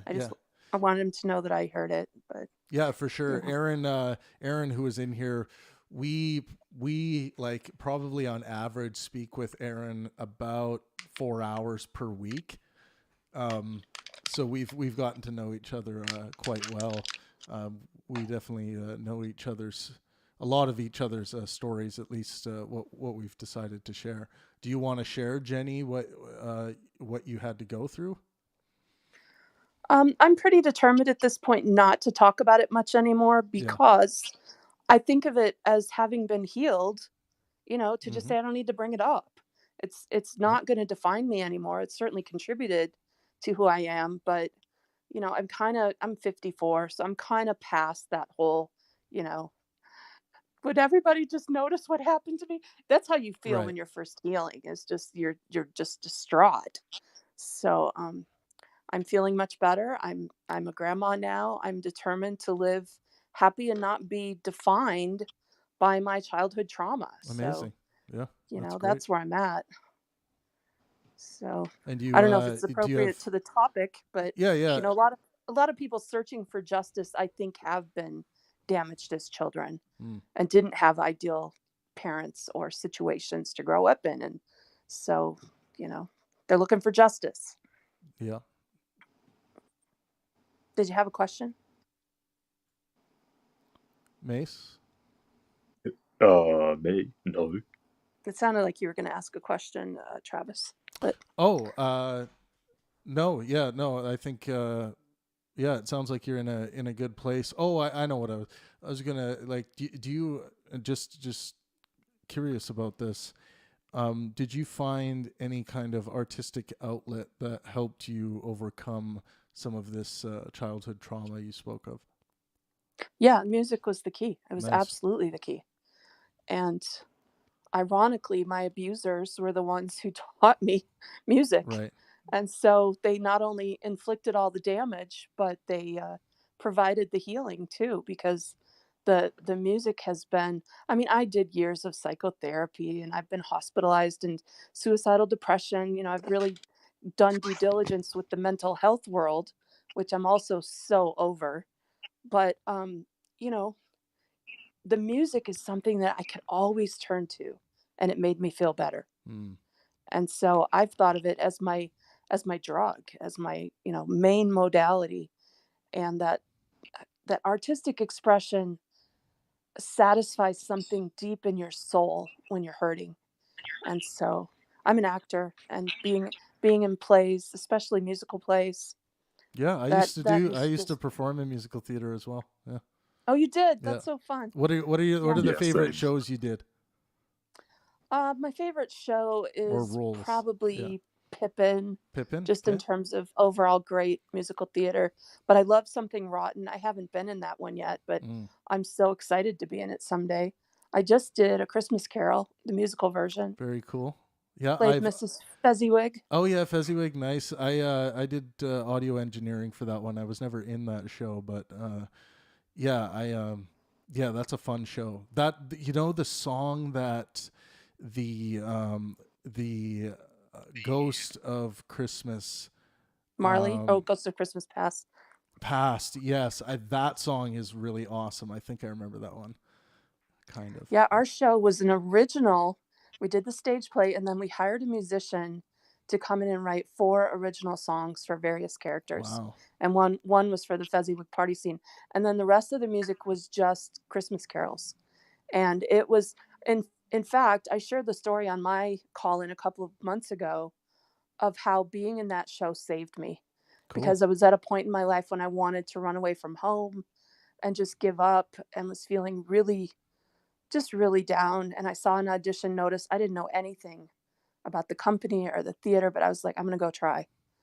And being in that show saved my life. Right. I think it saved my marriage. And it just gave me something to do besides kind of wallow a little bit in my circumstances. And there's nothing like being in a show to just lift your spirits. Right. Yeah, for sure. I agree. Speaking of spirits, my favorite role would be playing Jesus Christ in Godspell. Oh, you're in Godspell. Yeah. I want to be in Godspell. I've never been in it, but I love the music. Yeah. You must be really good if you had the lead. Yeah, I mean, I played leads. I played Captain Corcoran in HMS Pinafore, Danny Zuko in Grease. That was one of my first roles when I was young. And What level was it? Professional or was it just community theater? it was so that was Grease was a high school production, and then our university production of HMS Pinafore was like a co-op, but yeah, it was through my university. So yeah, I love Gilbert and Sullivan. yeah, me too. Pirates of Penzance. I've been in HMS Pinafore too. Okay, I was just in the chorus. cool. Well, just to everyone, we are also on Discord. We do our after show meetups on our Discord server. So just search for the Pangburn Discord online, and you will find it. Sorry, Mace, back to you. A little artistic aside to mix things up. That's okay. I was just going to say earlier we were approaching the hour and a half mark. We've actually just passed that now. So if nobody else wants to call in soon, then we'll probably bring this to a close. But I'll give it a couple more minutes and see if anyone does call in. Sorry, Jenny, did you have something there? It was just lovely to meet both of you. Thank you so much for taking my call. Yeah, great to meet you too. Thanks. Jenny. I hope that you follow and subscribe, or I don't know how this app works, but do what you need to do to get your notifications. I will be streaming more episodes of Convince Me Otherwise every Friday at the same time. Yeah, you guys are going to see an episode every day hitting this channel. And there's going to be a new fresh host that will sit in with me for each show. And there'll be a variety. We will be doing politics, hard philosophy, more science-centered topics on Saturdays. We'll have an art show day on Sundays. Probably do a bit of which will be fun with Kapow. And so definitely stay tuned for the future programs. Looks like you have 2 callers there, Mace. Yep. Zed, welcome back. Did you have something you wanted to say, Zed? Perhaps you would like to try and convince me otherwise on my position. Well, I just I realized that I must have missed the entire conversation because the previous one was not totally about social justice. So what has already been tried to convince you that social justice isn't evil? Let me think. I don't think anyone has really made a proper hard attempt at it, to be honest. What about the first caller, Mace? Yeah, the first one maybe kind of. Maybe summarize that. But we did eventually. Well, with the first one, we came to a fundamental impasse. Trying to recall what that was. Do you remember what that was, Travis? It might have had to do with sorting out. Well, I guess. Maybe that some social justice can be bad, but some can be good, I think was what that first caller said. And I think, Dao Tzu and I both were saying similar things. Oh yeah, I remember. I think the first caller, the first caller actually said he would jump off of the social justice bandwagon when certain societal requirements had been met, and I said that. Well, unfortunately I had to say this after he'd gone. He left a bit early, but I came to the conclusion that the only reason he would be looking to come off the social justice bandwagon after his requirements have been met is because he too believes it to be immoral, but he sees it as a necessary evil to achieve a goal. So that's what I think was going through his mind. He didn't really convince me. If anything, he kind of solidified my opinion because it seems like he secretly agrees. But if I've misinterpreted you, original caller, sorry, I forgot what your name was, then feel free to come in and correct me. I think his name was D. D. Why does everyone just have a letter for a name? I don't know. We're all afraid to be found out. So I don't have the answer. But I think that my hope is that it isn't evil. But it could be that I just have it completely wrong. What is your definition for social justice? Like, how do you, like, what's evil about it? What's the I'm problem with it? referring to equal outcome. Ah, yes. Okay. Yeah. I think I've seen like some Jordan Peterson things about equal outcome and that there are problems with that. I guess that my take would probably be more on the side of that I would like everyone to have a good chance at getting somewhere. So equal opportunity. Yeah, I would say opportunity, but that's so difficult to tease out. I mean, there's so many things that hold people back that are not completely visible. And I don't think that it's good to enable people in their problems, if that makes sense. Like if they're behaving in ways that sabotage themselves, I don't think that it's good to enable that because people have a hard time breaking out of problematic behaviors in general. um, but I do think that there are individuals who need help, but that requires like compassion and empathy and things that I think some people might sort of scoff at because it requires us to understand a person who's in a bad situation. Yeah. And we're too afraid to be in that situation ourselves, and we Well, just need it to be their fault. yeah. I think since you mentioned Jordan Peterson, I think he would be in line with exactly what you just said. Understanding people and their struggles and having empathy. These are things that almost everyone's going to be okay with. The line Sure, comes yeah. down for someone like Jordan where, like, what's this going to do to humanity if we go to work on the assembly line and, say the job is, however many boards you stack, that's your pay. And, except for, if you're this size of person, you're expected to stack way more boards, and you're going to still get the just the same amount of money that the other person gets when they don't stack as many boards as you. So it's like, yeah, what's that going to do to the human condition? What does it do to our incentive? What does it do to, the capitalistic model that does seem to drive innovation for us? Yeah. Have you ever read Atlas Shrugged by Ayn Rand? No, I haven't. How about you, Mace? No. Oh. No. So she really got into that. That was something that was very thought provoking. I actually recommend it. She, in her story, she was sort of talking about how if we don't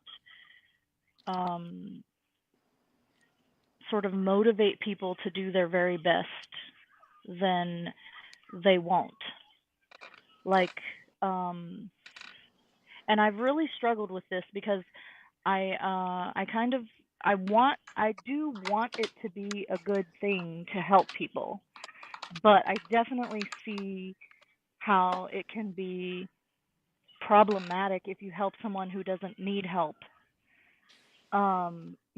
Someone who can do it, but if you don't challenge them enough, then they just won't and they'll just be lazy. And I think that's kind of what you're talking about, right, Travis? Like that people won't do their best if they're not rewarded for doing their best. I think some like it's not going to be like a perfect rule down the line, but I think for the most part, you're not going to get the level of innovation and production out of humanity Yeah.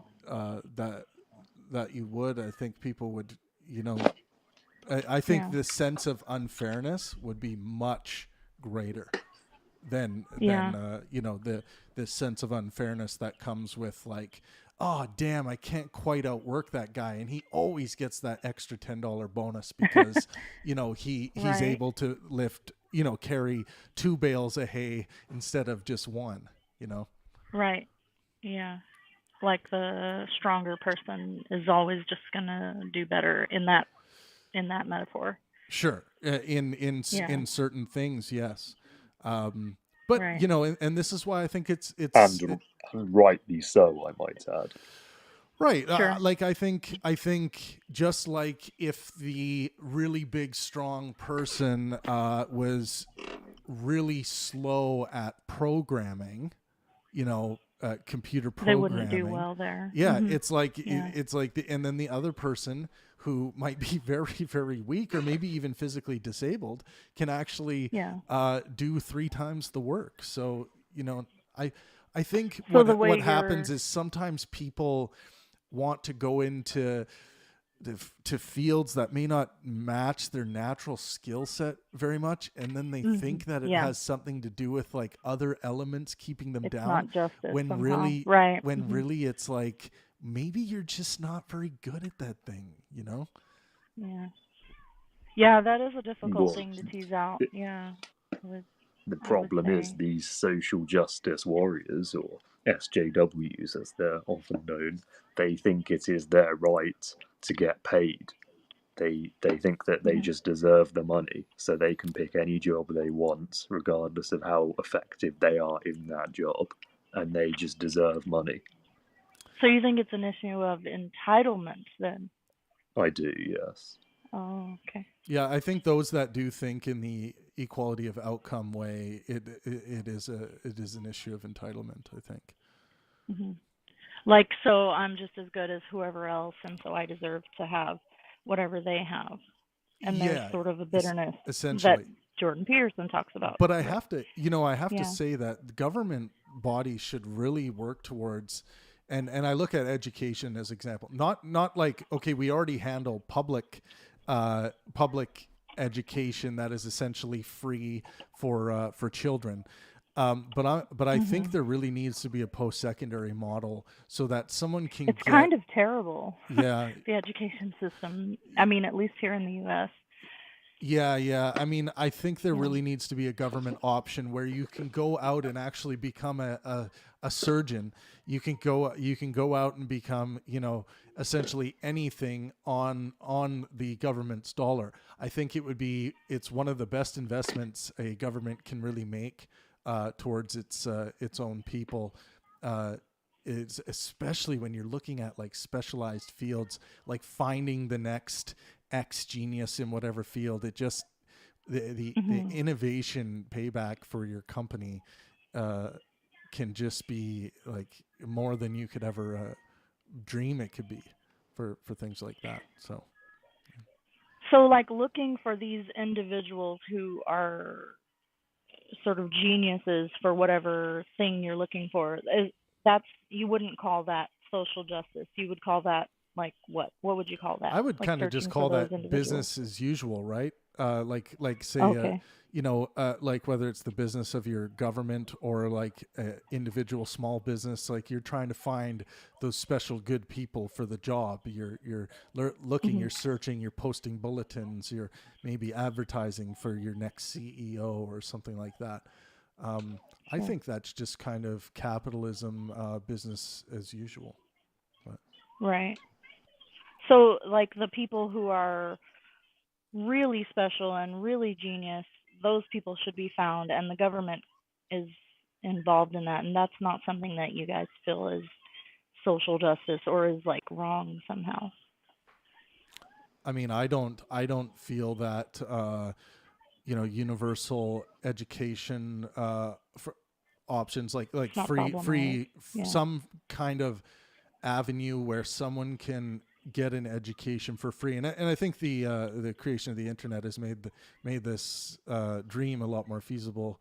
I mean, I think a lot of people can study and take their examinations on certain dates that the government could provide. So essentially, Right. they're just studying on their own in different ways. They'll maybe have like suggested modes of learning, but people can just Mhm. go about their education, their post-secondary education, however they find it.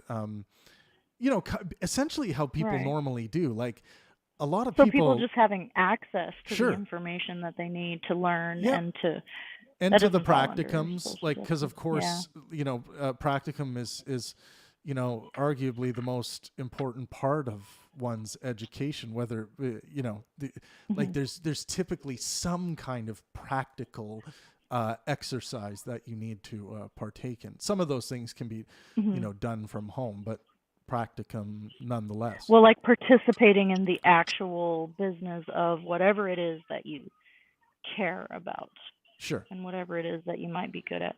Yeah. Mm. Okay. Yeah. Hmm. That makes sense.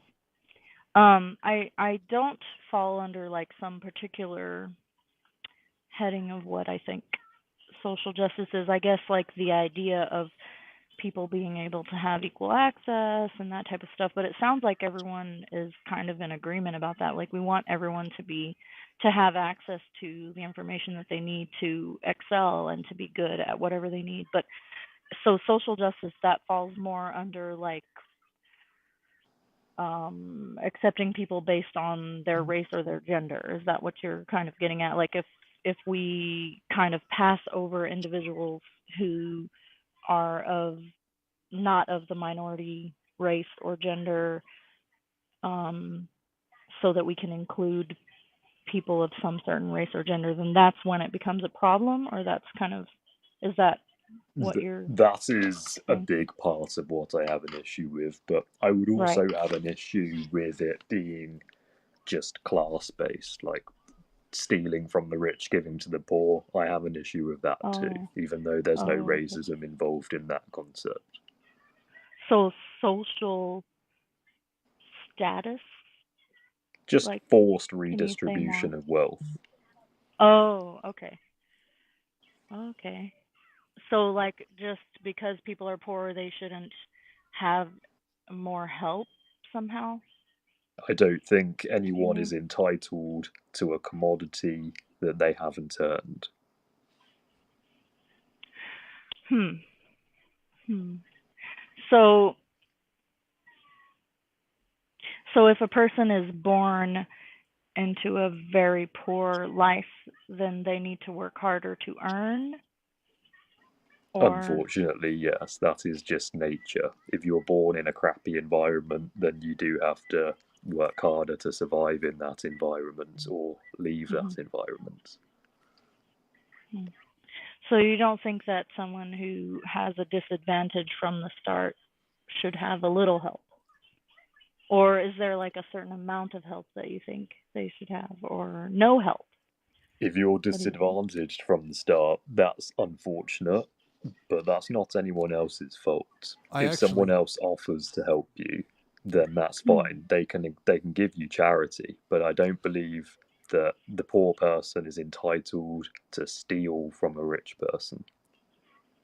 one thing I'll Hmm. add there, I agree on. I don't think a poor person is entitled to steal from a rich person. But one thing Uh-huh. I'll add there is I do think there are really good social programs that exist out there, and I'm a fan of social programs that we can demonstrate have had a good rate of success in helping people. I and I must throw in this caveat that there are a Yeah. lot of social programs that we piss our tax dollars away on that Mhm. haven't been demonstrated to help a damn thing. Obama Yeah. committed some of the worst financial atrocities at throwing money at the south side of Chicago like it was going to fucking do something about that horrible situation in the south side. But here we are after that was supposed to be his pet project. So it really Yeah. we really need to base the social sciences on uh, data and not be satisfied with like outcomes that are basically equivalent to chance. you know, I want to see demonstrations of taxpayer money being used for social programs. I want to see demonstrations of these programs being effective. I'm not totally anti-social program. I just want to know that they are working. I don't want us to be doing these social programs so that it helps us sleep better at night. That's the thing I want to get away from.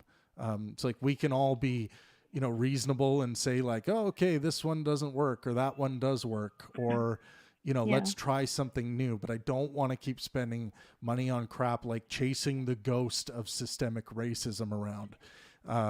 You know, spending all this money chasing that ghost around, and then people are like, well, we need to keep chasing it. It's like, yeah, you haven't even shown me where this ghost exists anymore, and we're spending money chasing it around. Like, I just, that kind of stuff frustrates me. I want to find economy is very, it's very important that if we're going to take in taxpayers' hard-earned money, we got to make sure we're spending it in sound, reasonable fashion. Yeah. So funding programs that don't demonstrate effectiveness is problematic. Yeah, definitely. Okay. I think me and Travis might disagree a little bit there, but I'll just double check with you, Zed. Do you have anything you want to add, or should we move on to the next caller? Oh, that's fine. That's fine. I guess I wonder though, one last thing. Do you think that you would feel differently if you were among the individuals who were disadvantaged? Do you think that it's easier to say that if you're not disadvantaged? And I'm not meaning that to put anyone on the spot. I'm just curious. Well, I think obviously for someone who is in a constant state of suffering, it's going to be, you know, when you're in that like survival, looking for any like out a battle mode, you're gonna say like, what do I have access to? How can I help pull myself out of this? Is there any helping hand? Is there any program that's going to help me? And I think we do have at that base level, we do have great programs for that.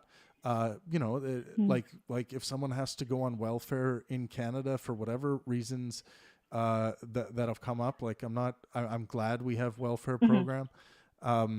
And does it make it easier to talk about things?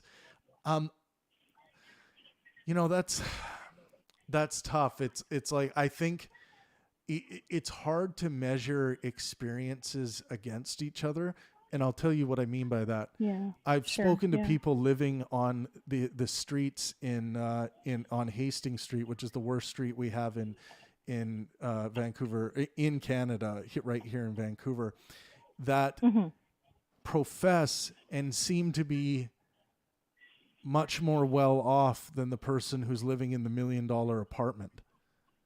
And I mean that from their, based on their phenomenology, based on the way they talk about the experience of life, what they want to be doing.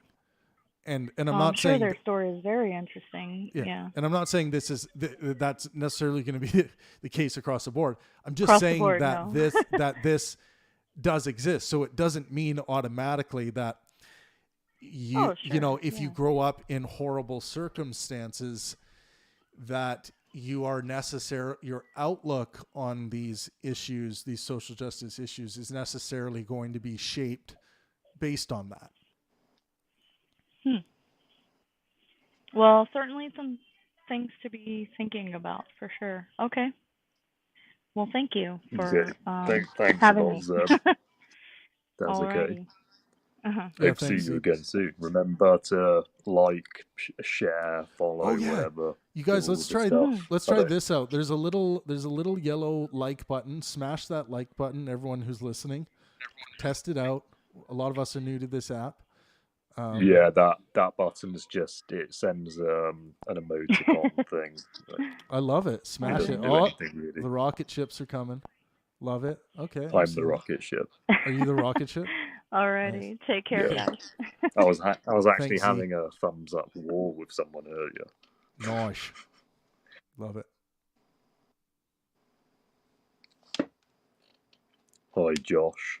So, what do you think about social justice, equal outcome, that kind of malarkey? What are your thoughts on it? Oh, Josh, if you're new to the app, click on your own icon and then you can hit unmute.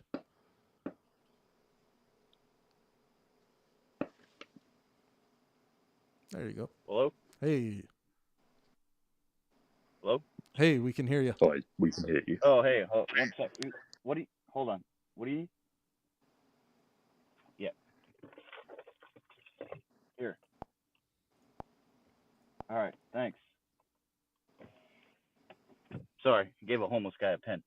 No worries. Hey, Travis, first time caller, long time listener.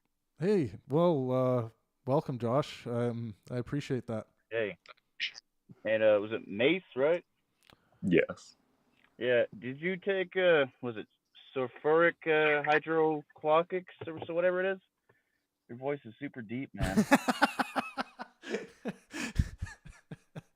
No, I don't. He's got the deepest voice. I like your photo though. It's Doctor Strange. Pretty good. I like that. Or your take of Doctor Strange. But I'm not gonna go long because I'm actually going to a game right now. You can tell me in the post chat there, pal. But I got to go to a game right now. I just wanted to say, like, you know, obviously, just a big shout out to Travis, Mace. You guys are doing good. Aaron, the pianist guy, he was cool. What was it? Jenny.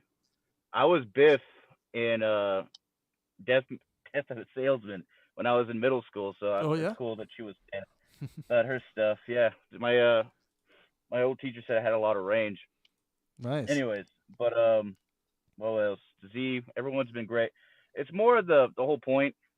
I agree exactly what Mace is saying, you know, about social justice or however it is. Yeah, that's usually about it, man. Just want to say balls, and you guys keep doing what you're doing. Nice. Thank you. I really appreciate that. Can I just say you look very tasty this evening? You guys see that box? I couldn't find a Forrest Gump photo in time, so I just put a box of chocolate instead. Nice. Awesome. All right, balls. But I gotta go. I'm gonna go get that pin back from that homeless balls, guy, dick, all that stuff. Thanks, Josh. Hey. All right, I gotta go. Okay. Okay, yeah, you chase that homeless bitch. I'm joking. Okay. Yeah. You know what? I really appreciated that from Josh. If anyone else who's listening wants to call in just to pay me compliments, that would be great. Well, we'll move on to Jeffrey now. I think it's Doolittle Supreme.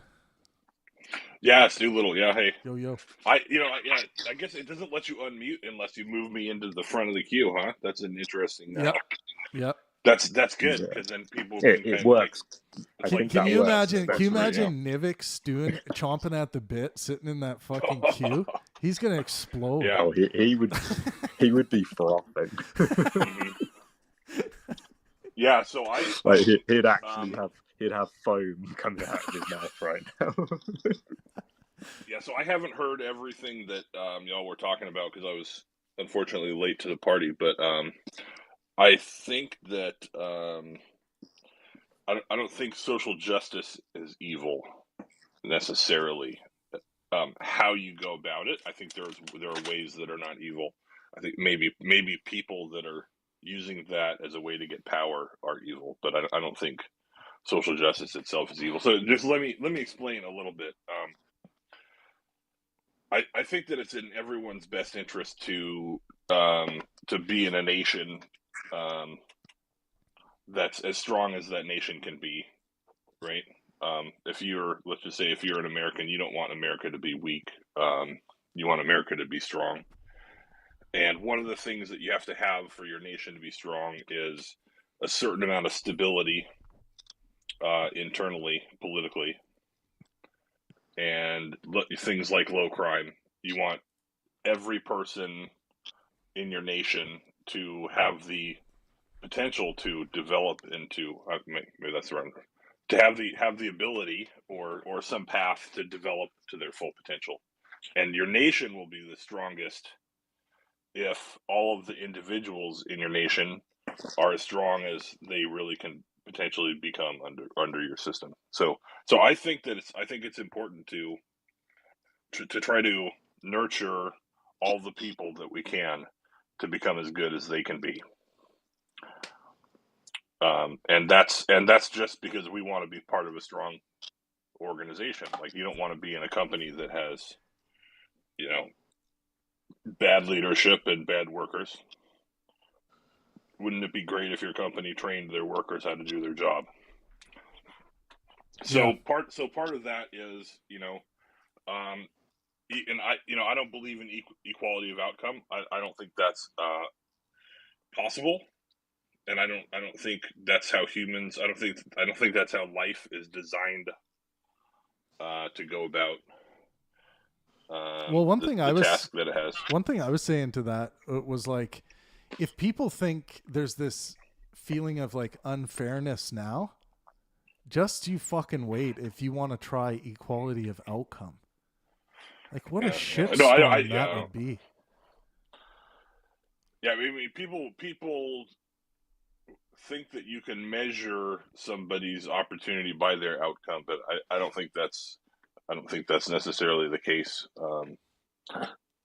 If you think about how life really works, there's all kinds of people who just kind of copy what's around them as best they can, and then they optimize their own individual life. There are other people who try different paths. Some of them will be successful and some of them will not.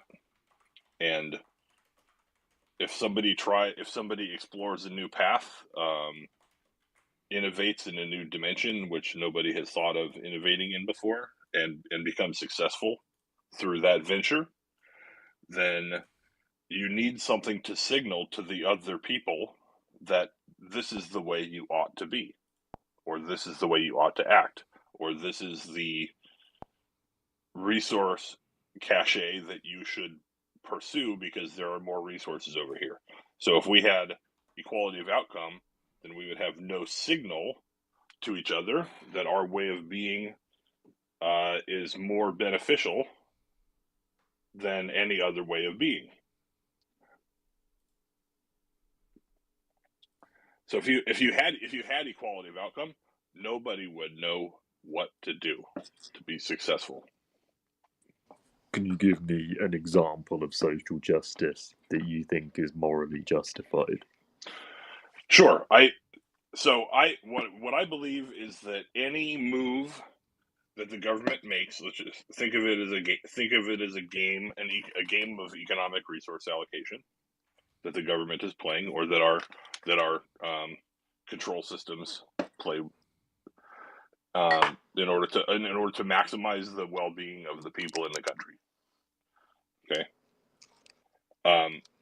Any move is legal in this game, as long as the move is Pareto efficient, which means that you're allowed to make a move which makes one person better off, as long as it doesn't make anyone else any worse off.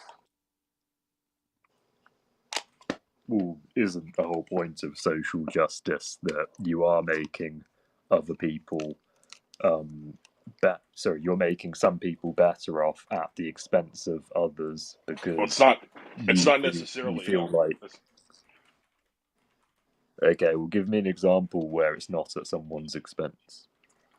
Where making one person better off is not necessarily at the expense of anybody else.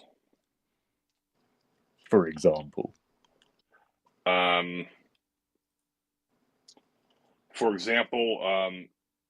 Investing in schools. That's not social justice. Sure it is. Yeah, there's absolutely So social justice. What I mean, if you're gonna, okay, well, what is social justice to you? Yeah. And this is where, Mace, I was saying, like, I think social justice is so broad that I could find things that others are going to label as social justice, like Doolittle just did, that you will think are good things. Yeah, and the way you invest in schools, right? The way you invest in schools is potentially good, and it's also potentially bad, depending on how you do it. So if I took a division of stormtroopers and used them to raid a rich neighborhood and get all their gold and silver and take all the money out of their banks, and then I was to take that that bounty that I got with my stormtrooper raid and sell it on the free market, and then invest that the proceeds in a poor neighborhood. Okay, that would be evil, in my opinion. I don't think that's the right thing to do. But however, there are other ideas of how we can fund schools. So a local community, for example, can issue a government bond or municipal bond and build schools and fund the capital necessary for the construction of schools, and even to do some things like pay teacher salaries through the issuance of a bond. And the people who ended up paying for that school are actually better off because they're getting interest on their money. They're also better off because they're in a stronger community. But let's just say you can't measure that. That's hard to measure, but it's not hard to say. So and so is getting 5% interest on a bond that they chose to invest in building a school in a poor community. And there's other things we can do with funding mechanisms to allocate resources to places that we think maybe have fallen behind or where people aren't getting an opportunity. We have historical examples of things like payroll tax holidays in some areas where if the people collectively think that the economic development of an area is in the best interest of everybody, you vote on it, and you end up with with a zone, like, just say, call it a redevelopment zone. They have different words for it, but if you invest in that zone, you get things like payroll tax holidays. You get lower property tax rates than the rest of the outlying regions. You can get things like government subsidized interest rates on construction loans. So like for example, if you apply to get an SBA loan, which is U.S. Small Business Administration, and you're investing in certain geographical areas that need redevelopment, you could get special interest rates on your business loan for investing in a disadvantaged area. So there's all and these things are not racist. They're not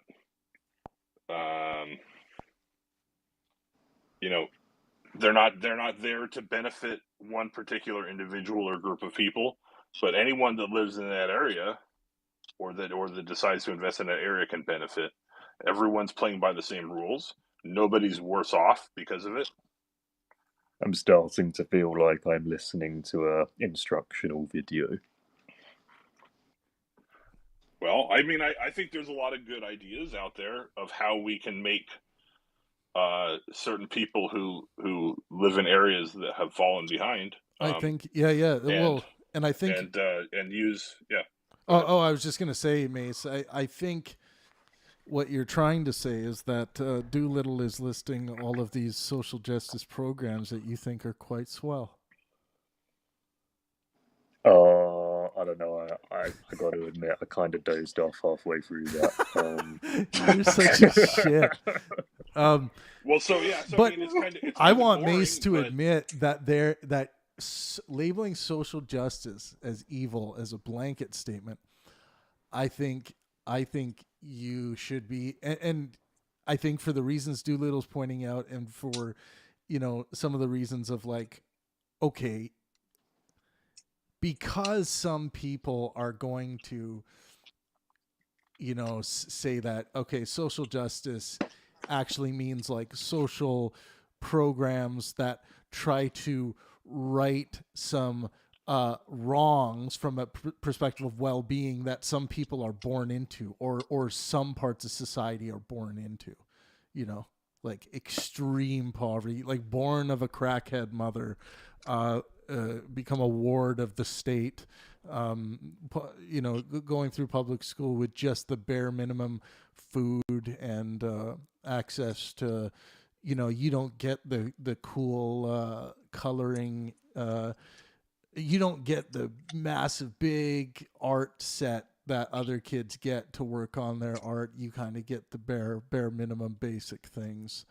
I think there are programs where we can bolster the experience and perhaps make an artist where we wouldn't normally have one, or make a inspire a child to be X simply by them having enough energy to be able to fully engage in a program, because they got not just the bare minimum amount of sustenance, but a little bit more. If government funded schooling counts as social justice, then okay, fine. I'm in favour of some social justice. However, that's not really Mace just admitted he's going to think become a social justice warrior. Everyone tell everyone. I'm telling everyone. Well, I mean, and I think it's more important to say, well, we need to be careful about how we go about ensuring that people that are disadvantaged have an opportunity. It can't be giving them something that they didn't earn. It has to be giving them a path to earn it.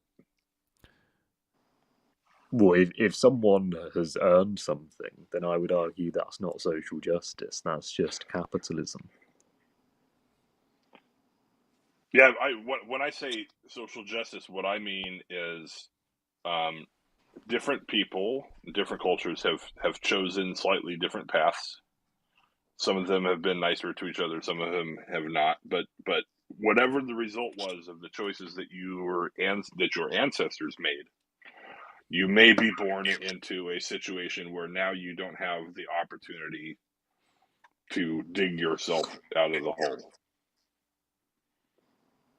Right? So if we're talking physical opportunity or legal opportunity, a little bit of both. There is a physical opportunity aspect that we have to realize. I'm not in favor of there being any legal restrictions on those people. They should legally have the opportunity to be as rich as they can get. But if they don't have the physical opportunity to be super rich, that's something they can change themselves. The government doesn't have to steal from people to change it for them. True. So one thing, right? Yeah.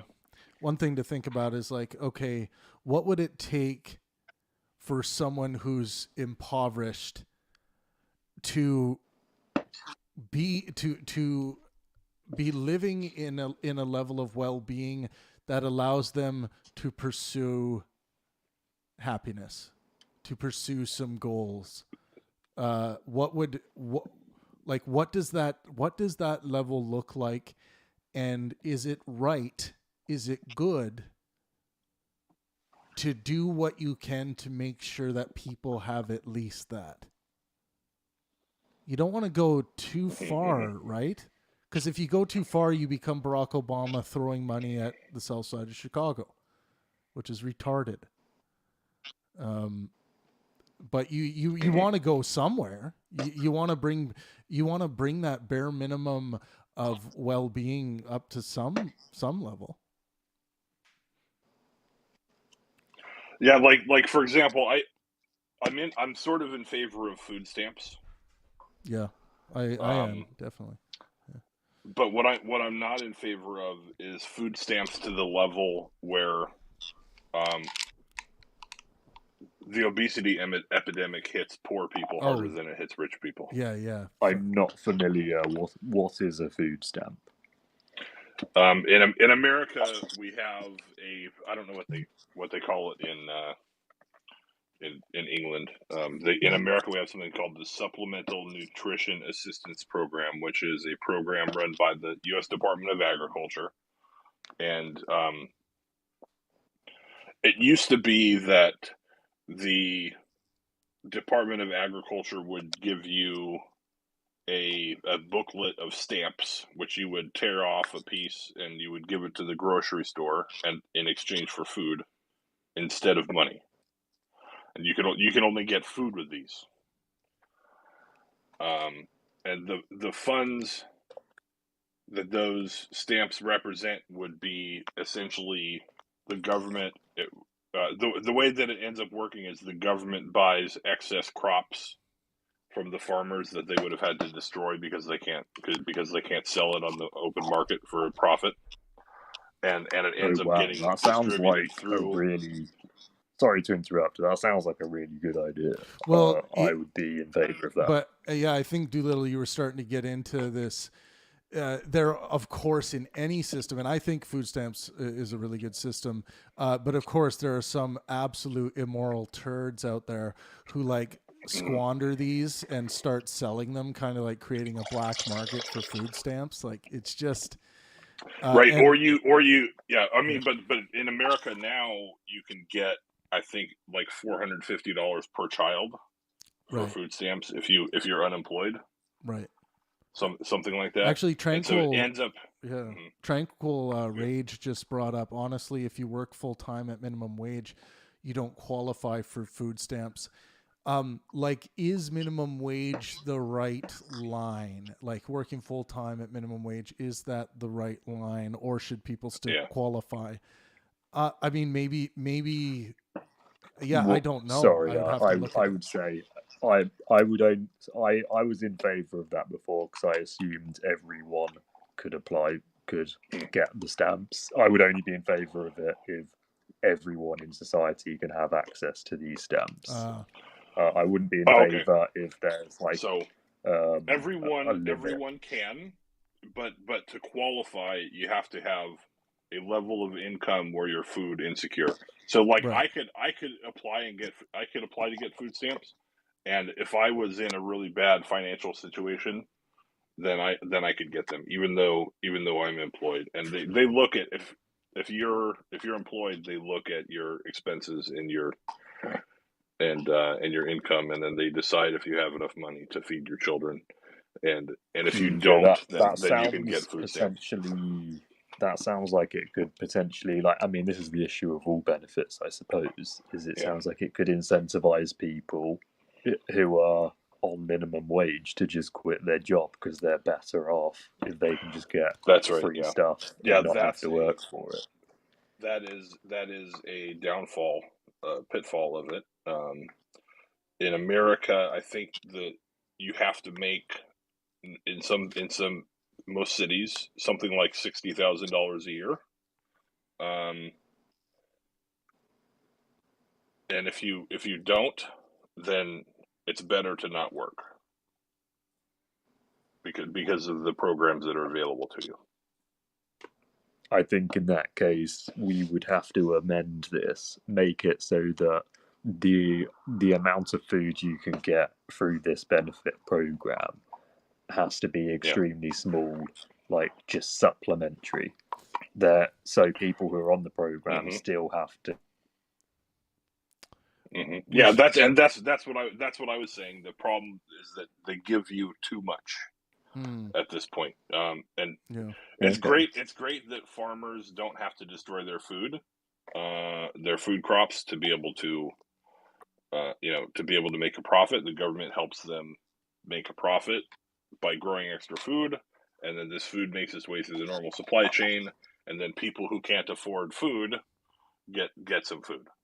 And I think that's a great thing, as long as it's done at the right level, and in the right manner, so that it's hard to, so rich people don't cheat and get it, and poor people don't get incentivized to, or don't have a disincentive to work.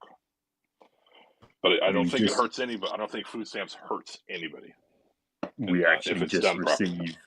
received a comment from Kapow, one of our fellow Discord members. He sent me this message over Discord, but Kapow, would be good if you could come into the call-in chat and comment on the chat there so other people can respond. His comment was, I'm in poverty and I work ridiculously hard, while my dance brings people a high amount of value when it is performed, yet I see no immediate return. How would an artist that creates ephemeral, I don't know what that word is. Ephemeral. That's ephemeral. That's experiences that are gone after the short. How would an artist that creates ephemeral art get paid their worth? I am not lazy. So I'd like to jump on that. I talk to artists about this all the time. Every artist, out there wants to be paid. They feel that their work is valuable and worth being paid for. The harsh reality is, if people aren't willing to pay for your art, it's probably an indication that it's not your profession, or it might not be your profession. It might be something you need to do like on the side, not as your full-time gig, if you're not able to make money at it. You can keep trying and create art installations and do different things, but I do want to see artists, and I suggest this to actors and all kinds of artists out there. Make sure you have a means to feed yourself and give yourself shelter and take care of the basics. Don't just don't quit your day job. Don't quit your day job is the colloquialism. Yeah. I was thinking, Mace, we should probably move on to Donald and maybe get Z in quickly, and then let me just give Jeff. you a parting idea. Yes. You guys have all heard of quantitative easing, and so the social justice idea for reparations, which could be Pareto efficient, as in not hurting anybody, while it helps the people that you're trying to pay reparations to, is localized, as in zip code based quantitative easing.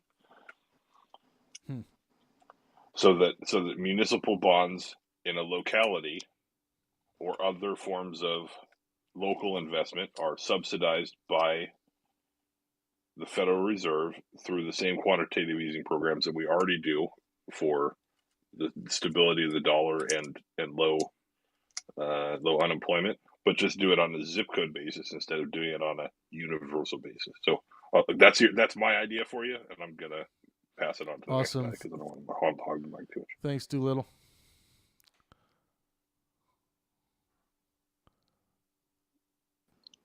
Okay, taking the next caller, Donald. How are you? Donald may have gone AFK. He was in the queue for a long time. Donald, if you're new to this app, you do need to click the microphone button in the bottom right hand corner. It should be next to the thumbs up.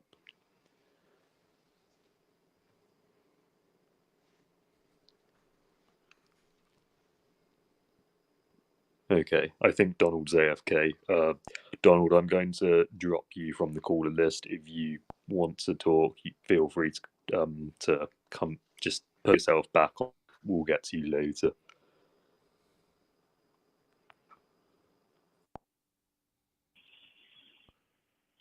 Hi, guys. Hey. Hey. So I do hesitate to bring personal experience into this conversation, but I feel like I need to in some way, because something like food stamps is really difficult. I guess it was Doolittle that was talking about food stamps. Um, His you have name is to Jeffrey. Thank you very much. Jeffrey. Jeffrey. That's my Qualifying fault. for food stamps has an income requirement. You have to fill out a ridiculous amount of paperwork, and if you basically, if you're working full time and you make just a smidge more than minimum wage, you're not going to qualify for that. And that puts you in a really difficult spot. Sorry, that's my little girl. So that the truth be told, I'm a single mother of two, and I work just above part time, and I make more than minimum wage, and I no longer qualify for food stamps, and that puts me in like a really bad spot, because now I add to my expenses groceries. And there are programs and things where you can get groceries and stuff like that, but it's very selective, and it's very whatever they want to give you. So that makes it difficult. It's obviously, when you're a beggar, you can't be a chooser. But I would say that food stamps doesn't cover.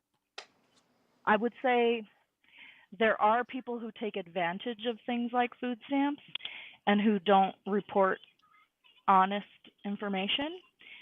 But if you're honest and you don't want to take advantage of the system, you're kind of screwed. It's very difficult when you're right on the line. You have to make a huge jump from like making very little money to quite a bit more, so that you can jump over whatever that little space is that the benefits help you with. And I do think that there are individuals that just stay in this position of I can't, simply because their benefits are lost. I'm not that person, but I would admit to being tempted to reduce my hours or something just so I Right. could qualify for that little extra money.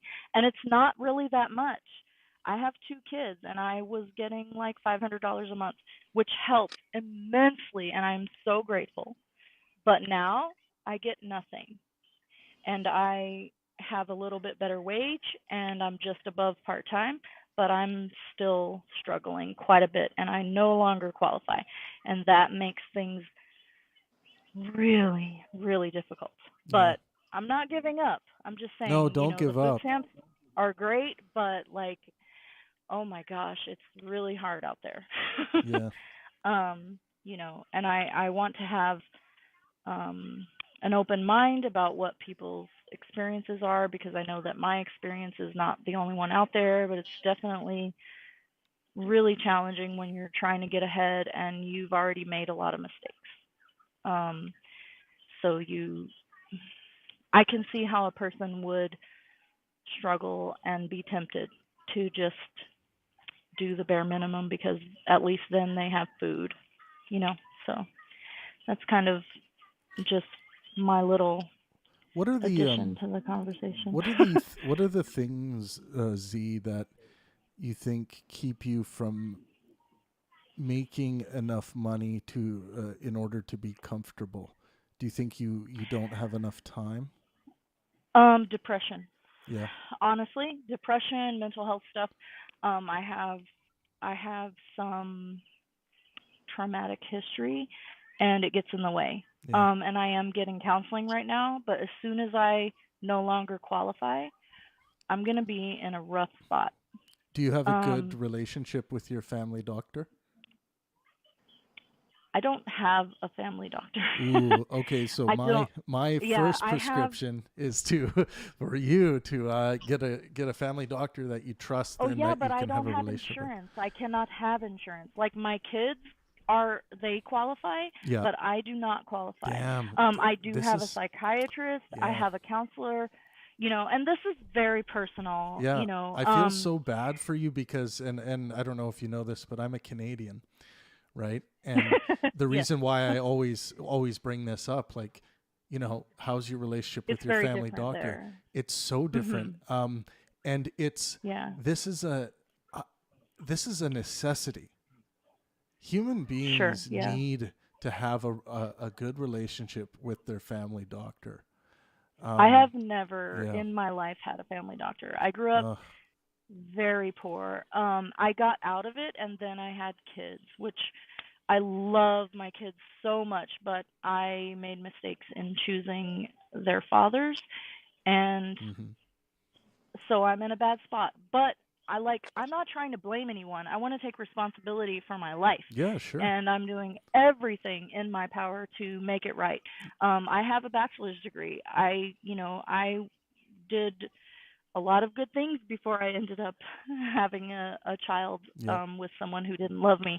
Mhm. But I made mistakes, and so you have to pay for those. And but I would say that I would say that I'm a person of great fortitude and I'm strong. Sometimes I hate being strong, but I am strong and I know that I can beat all of this, but I sometimes wonder if not everyone can, and it's a lot. And honestly, my my difficulties are nowhere near what some people face. I feel like, I have a trauma history, I have, neglectful mother, blah blah blah. Mhm. I could go and go and go. But I am strong-minded and I overcome and I keep overcoming, and despite whatever mistakes I have made, I know that in the next couple of years I will manage just fine. Mm. I've had Zed, I have to men say, in my life screw I up. really like this attitude of yours. This Yeah, I strong think this is a really good capitalistic attitude. attitude. Yeah. I really like it. I appreciate that. Thank you so much. But I have had, I've been attracted to men who were negative for me. And that's been a mistake that I've learned so much from, especially the last one. I've never And I heard think that that kind of story before. really never ever, I'm Never sure. ever. No one overcomes these things. No one beats it. They all just fall into a ditch and die. But I will overcome. And this last one was rough, but I learned so, so much from this last terrible toxic relationship that I would not change it. Honestly, as bad as it was, I learned so much about myself, and I think that in about 5 years, I'm gonna be okay, but it's a struggle. And I do want to offer empathy for people who are in a position where they just don't see a way out. You know what I'm saying? Like everything is coming down on you all at once and Yeah. you're really overwhelmed and you've got these kids and they need you and you've got, all these things that you need to deal with, but I've got a piece of paper and I'm smart and I'm really good with kids actually. I work with kids. Um and in a few years this will all be a memory, but that Mhm. doesn't change the fact that the social services are so whack and we really need, I don't know what the answer is, but we need some changes somehow. I mean, I Well, wish I had yeah. the answer. Well, I think Yeah. me speaking as a Canadian, looking out at the United States, I speak to so many people in your position frequently, and I Mhm. there needs to be a bare minimum base level uh, medical Yeah. care given to the citizens of the United States of America, and Mhm. that thing really is everyone should have a family doctor, and that can prescribe things for them or send them to a specialist. And I think the government needs to budget to work that into the government needs to work that into Yeah. its budget for its citizens. I think it's Yeah. it's necessary. People I cannot go on like with this kind of struggle for very long. It's not something that Yeah. just like magically gets better. No, it You know, doesn't. Yeah. yeah. Yeah. I would think that advocating for oneself is really an important part.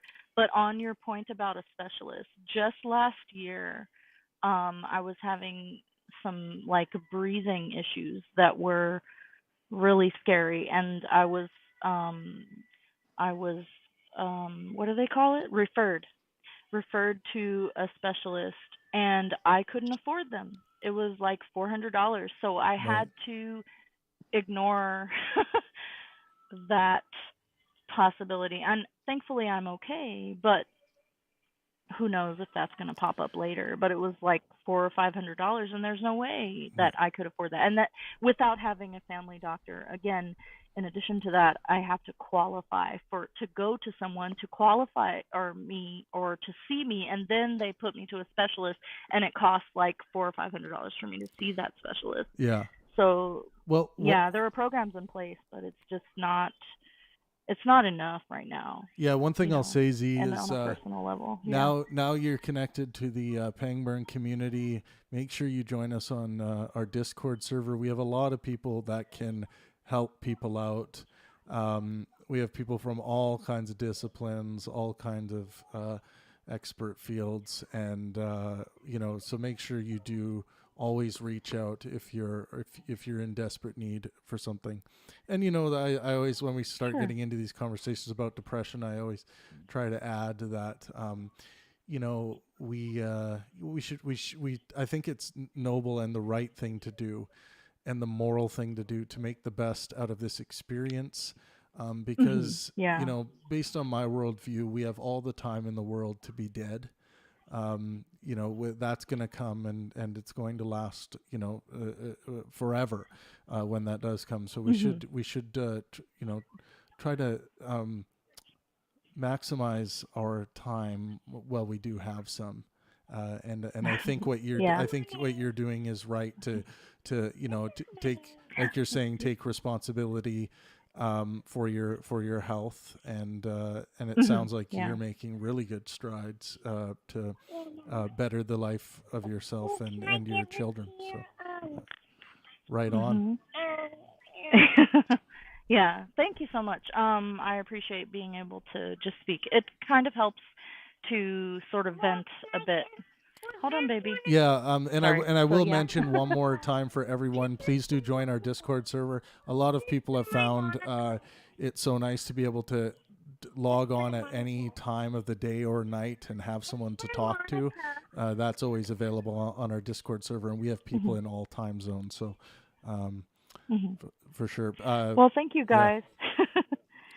I guess B is waiting, so I will let you guys go. Thanks. Z. Mace, we'll do B, and then we should probably wrap her up. Actually, before we do B, I would like to read out. We have some new comments. Yeah. Go ahead.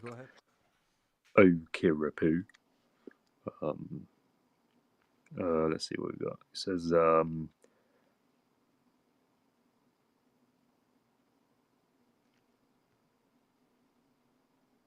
okay, Okirapu wants to know what Zed's name is. Zed, are you still there? Well, I mean, they can message Zed, and Zed can just yeah, it's kind of a weird. Yeah, just message me, Akira Pal. Yeah, no problem. Just message me and I'll talk to you. Okirapu also says, I am Wow Kapal. I am a force to be reckoned with, and I will be emancipated from my legal guardianship. Not sure. Oh wow, yeah, that's a big deal. How that's relevant, but okay. I hear you. Okay. All right. Thanks, my Z. little one wants me, so later, Appreciate guys. it. Yeah. Bye-bye. Please thank Zed for me at Pangburn. Hi D. Okay, yeah, sorry now. I thought he had some useful comments, but I think he's just ranting. Ranting, yeah. It Nice. doesn't really seem relevant to the conversation. We'll move on to B next.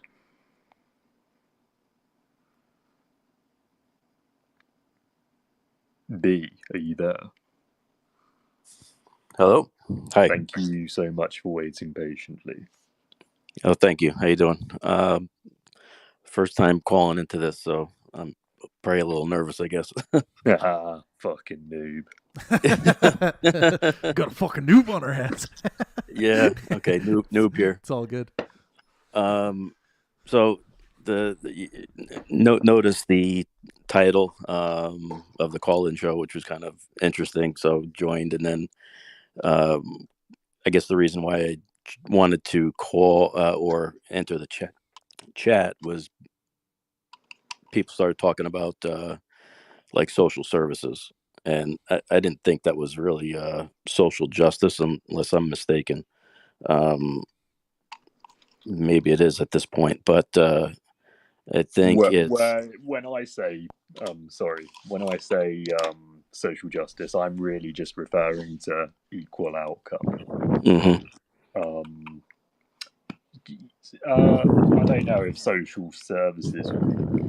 Yeah, it's a weird one, because someone might say, okay, social justice because it's bringing justice to those who were born into these, unjust situations where, born of a crackhead, Mm-hmm. So I guess it depends how you slice it, but yeah, based on Mace's equality, thinking that equality of outcome is evil, would you share that same sentiment, B? I just want to clarify. Yeah, my sure. issue is with forced redistribution. So Right. a social service can be immoral to me. It depends on where the money comes from, how it's obtained. Is it obtained consensually, or is this money being taken from other people without their consent? Well, yeah, I mean, I think, things that Z was talking about as far as, and the gentleman before her talking about that, it's safety nets are important. I think they're super important. I've been personally in a situation where I've had to use that, and it was kind of a humbling experience, because I've worked my whole life, since probably 12 years old. Limited college, but made a good living for myself. So when you have to take advantage of that, sometimes that's what it's there for. But yeah, it would be taking from the taxpayer generally. But my problem with that is, here locally, at least in the States, the politicians using it as a bargaining chip, more or less, which I don't believe is a real truthful way to administer stuff like that, in my opinion.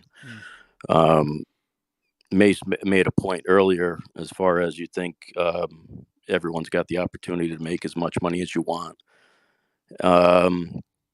And I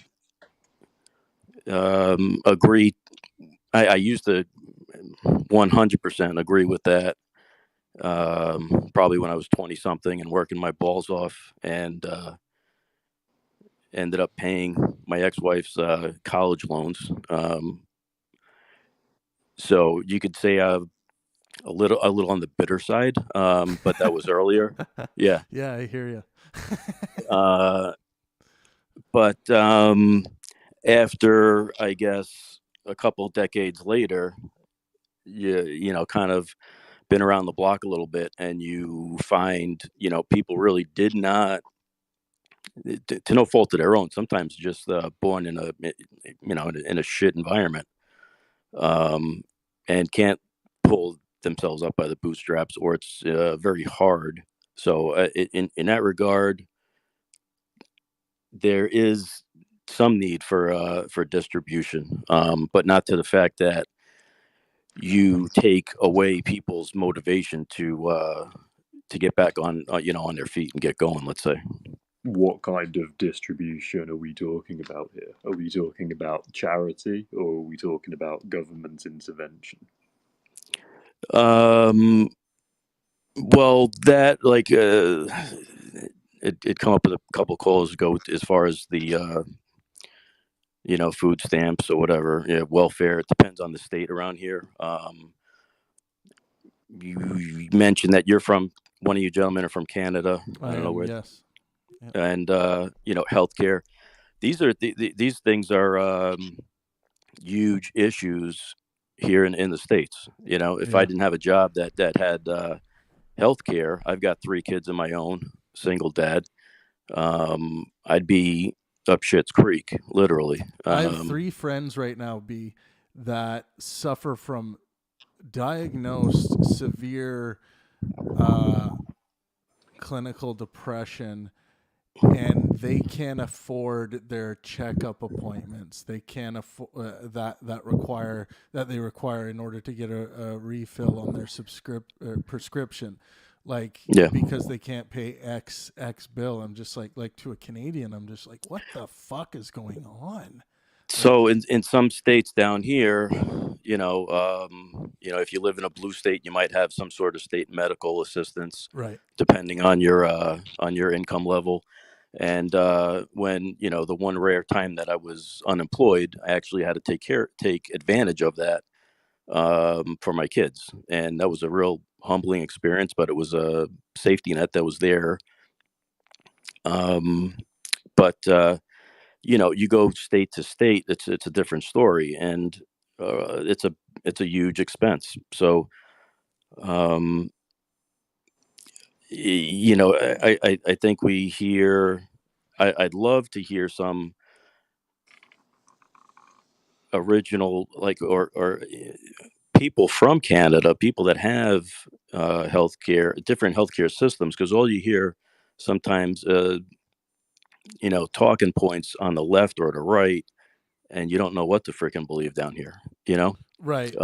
But that's just a huge Yeah, problem. yeah, like you're gonna get many hardcore conservatives, hardcore Republicans, right wingers telling you this fib about how bad like the healthcare is up in Canada because it's universal. That's just a Hmm. bunch of shit. Like Yeah. that's just bullshit. And I Right. know Steven Crowder has filled a lot of people's heads with nonsense of like Hmm. horrible wait times. I can literally go to here's how it works. Like if something's going on, like if you're having an emergency, you go to the emergency at the hospital.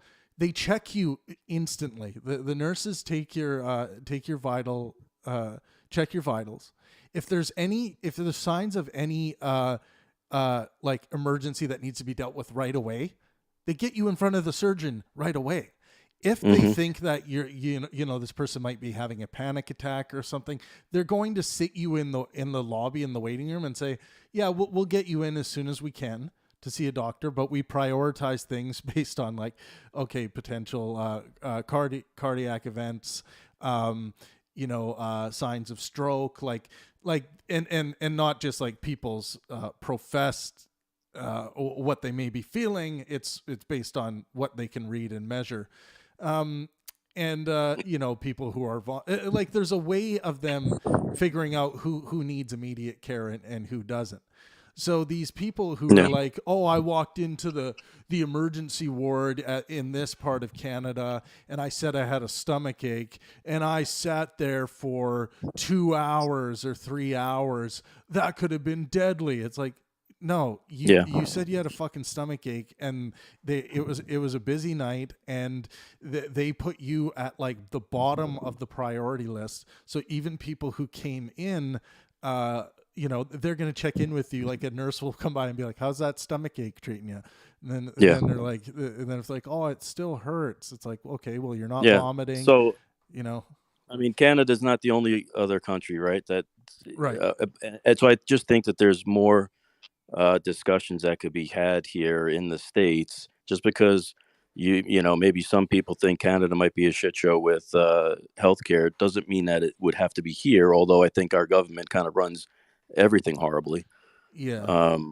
But that's another story, I guess. Yeah, I just, I try to tell people like, don't believe this nonsense. Like we suffer big time because by quality of healthcare. Well, one thing I will say is, of course, the United States does lead the world in innovation in medicine, and of course, I think the whole world benefits from that. But that's also an export for the United States.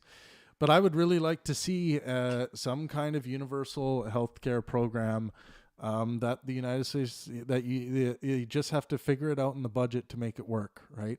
And if it means you have to do a 1% tax increase, or like whatever you have to do, a healthcare tax, so be it. I mean,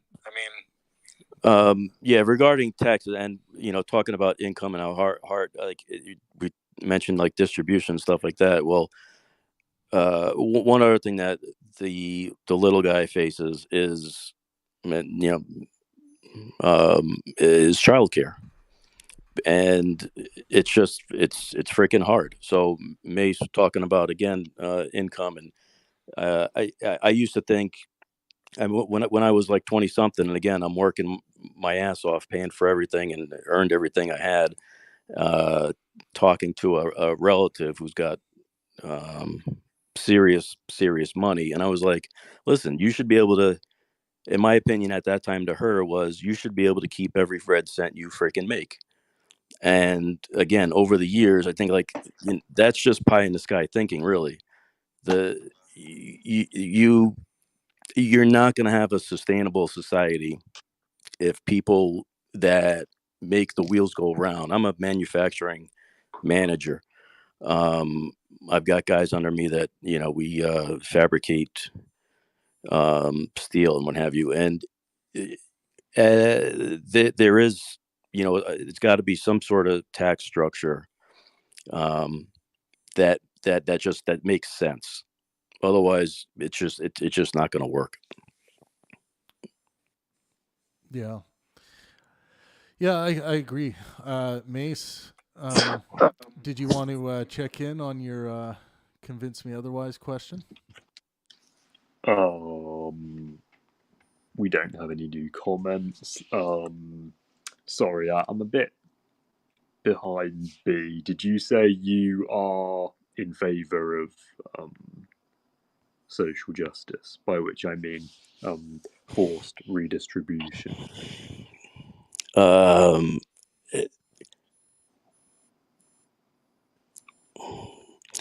I guess to a small extent.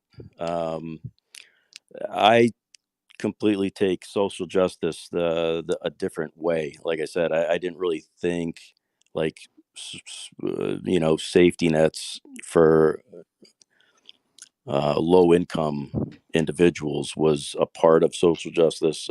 So as far as I think everybody should have equal opportunity for work, and at that point, it's basically you hire the person that you feel is the most qualified for a position. No matter what they look like or anything like that, really. It sounds like you and I both agree then. Yeah.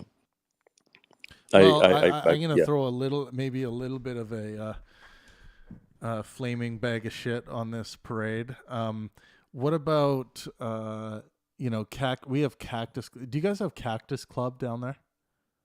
Never heard of that. Okay, Cactus Club is like a place where you can expect to be waited on. I mean, Hooters is your example, perhaps.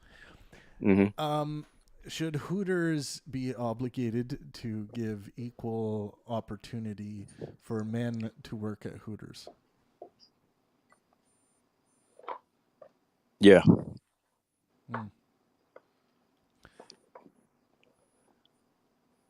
And would we require that they wear fake Hooters? Well, I think if you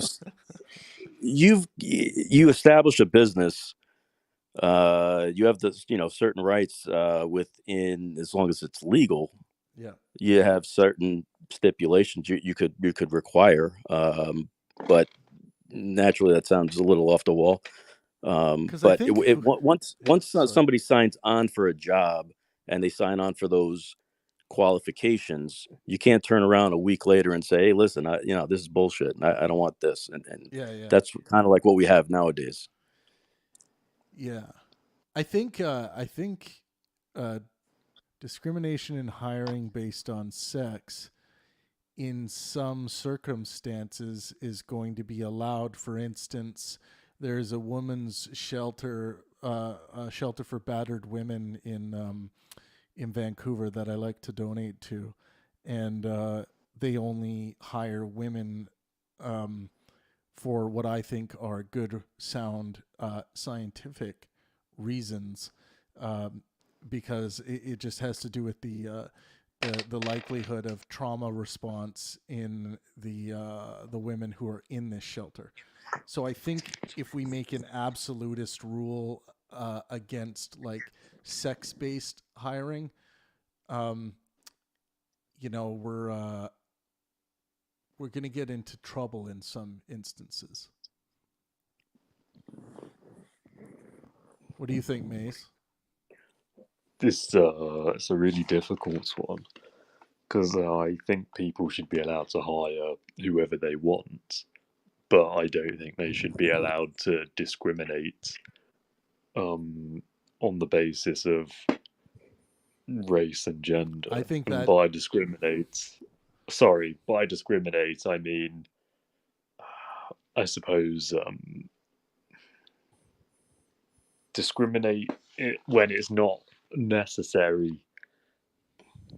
Like, because like if you're applying for an acting role, and I'm not gonna cast a black woman to play Winston Churchill in a movie.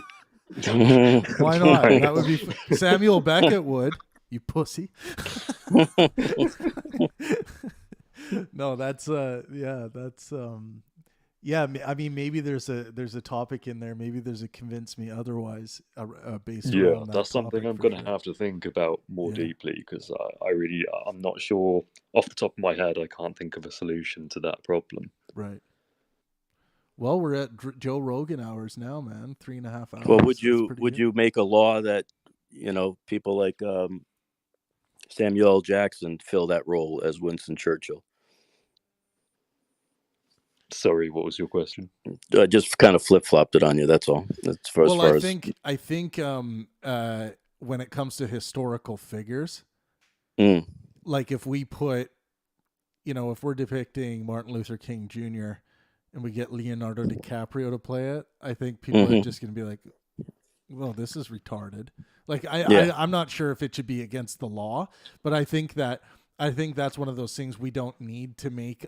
We don't need to weigh in on, because like the audience would eviscerate that art on its own. Basically, the market would take care of itself. Sure. Yeah. I think that's one of those things of where, like, and maybe not. I mean, maybe and if the market didn't, the market has spoken, right? The market has said we're okay seeing Leonardo DiCaprio play, Martin Luther King Jr., or we're okay seeing Denzel Washington play Winston Churchill. Yeah, I think that's right. I think the market dictates it, and that's the market's not wrong. Right. It's people are gonna want to see what they want to see. But yeah, we should let you go there, B. Okay. It's about time. And again, everyone, B and everyone else, you're welcome to join us on Discord for the after party. You'll find Trav's Tavern, where you can jump into the voice channel there and video chat as well. Mace, what are your final thoughts? I think this was great.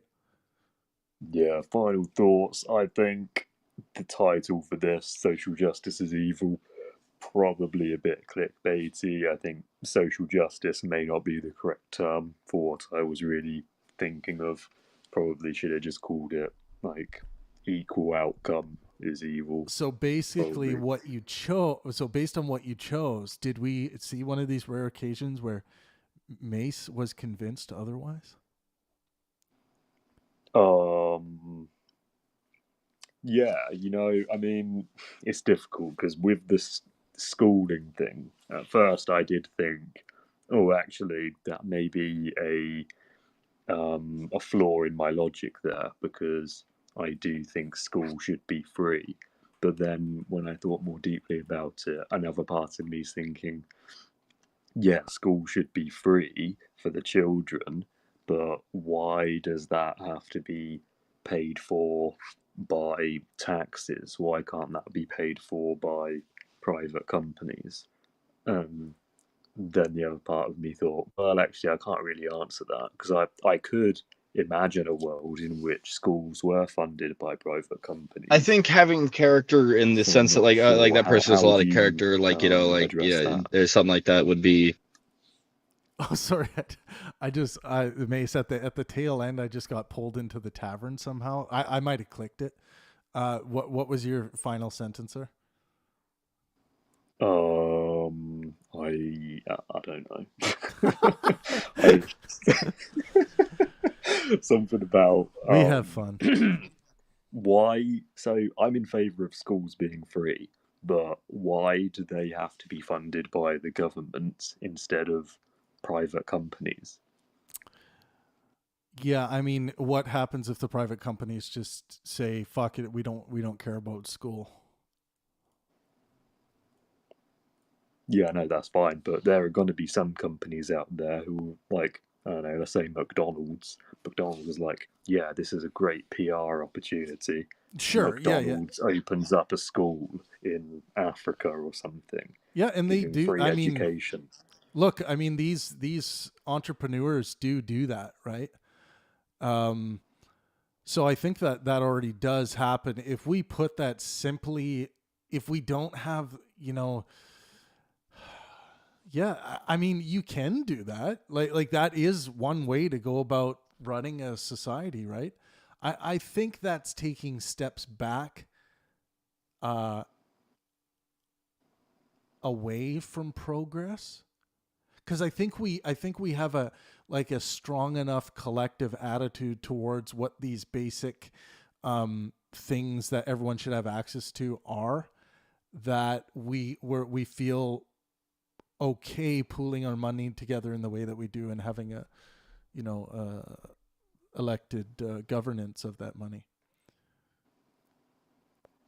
But yeah, yeah, okay, my mind has been slightly changed at the start of this conversation. At the start of this conversation, I was fully against any kind of government-funded services that weren't available to everyone. If the government's going to fund something, everyone has to have access to it. Did you hear that, everyone? I'm kind of on. hang on, I haven't finished. I'm kind of on the fence with regards to schooling. I'm not sure how I feel about that, because I can see arguments on both sides of that one. Well, everyone, I think that alone is enough to smash that little like button. I'm going to try it out. Can I do it? Yeah, I did it. Smash it. We did pretty good to convince Mace otherwise today. Yeah, I look forward to the next one, man. This is fun. Yeah, thanks. And I think there may be some listeners who also had their minds changed by myself or any of the other speakers. It'd be good if you have had your mind changed, then please say so in the comments. Say what was your opinion at the start of this conversation. Yes. What's your opinion now? 100%. And if you haven't already, please follow myself, Trav, follow the Pangburn Hangout. Turn on notifications, do all that jazz, and make sure that you're back here again for future discussions. Yeah. My discussions are going to be every Friday, and every other day of the week there will also be other speakers running their own discussions as well. Yep, guys, we will be live almost every day. It will be every day eventually. We're just kind of getting things going, but we plan on being live every single day. So I hope you join us. Send us messages, send us DMs of what topics you would like to see us cover, and we will cover them. But Mace, right on, man. I was glad to be a part of your discussion today. Yeah, thank you for attending. Thanks, everyone.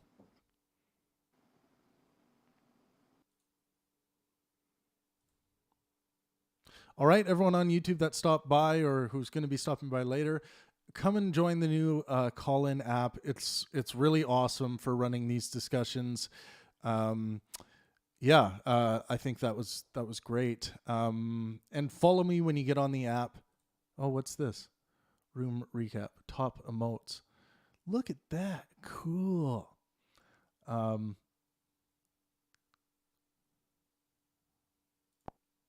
Then it allows you to edit and publish. I'm sure it'll give Mace that option too. Yeah, really cool. Love the app. All right, guys. Hope you enjoyed. As always, let art and science inspire. Drop a like.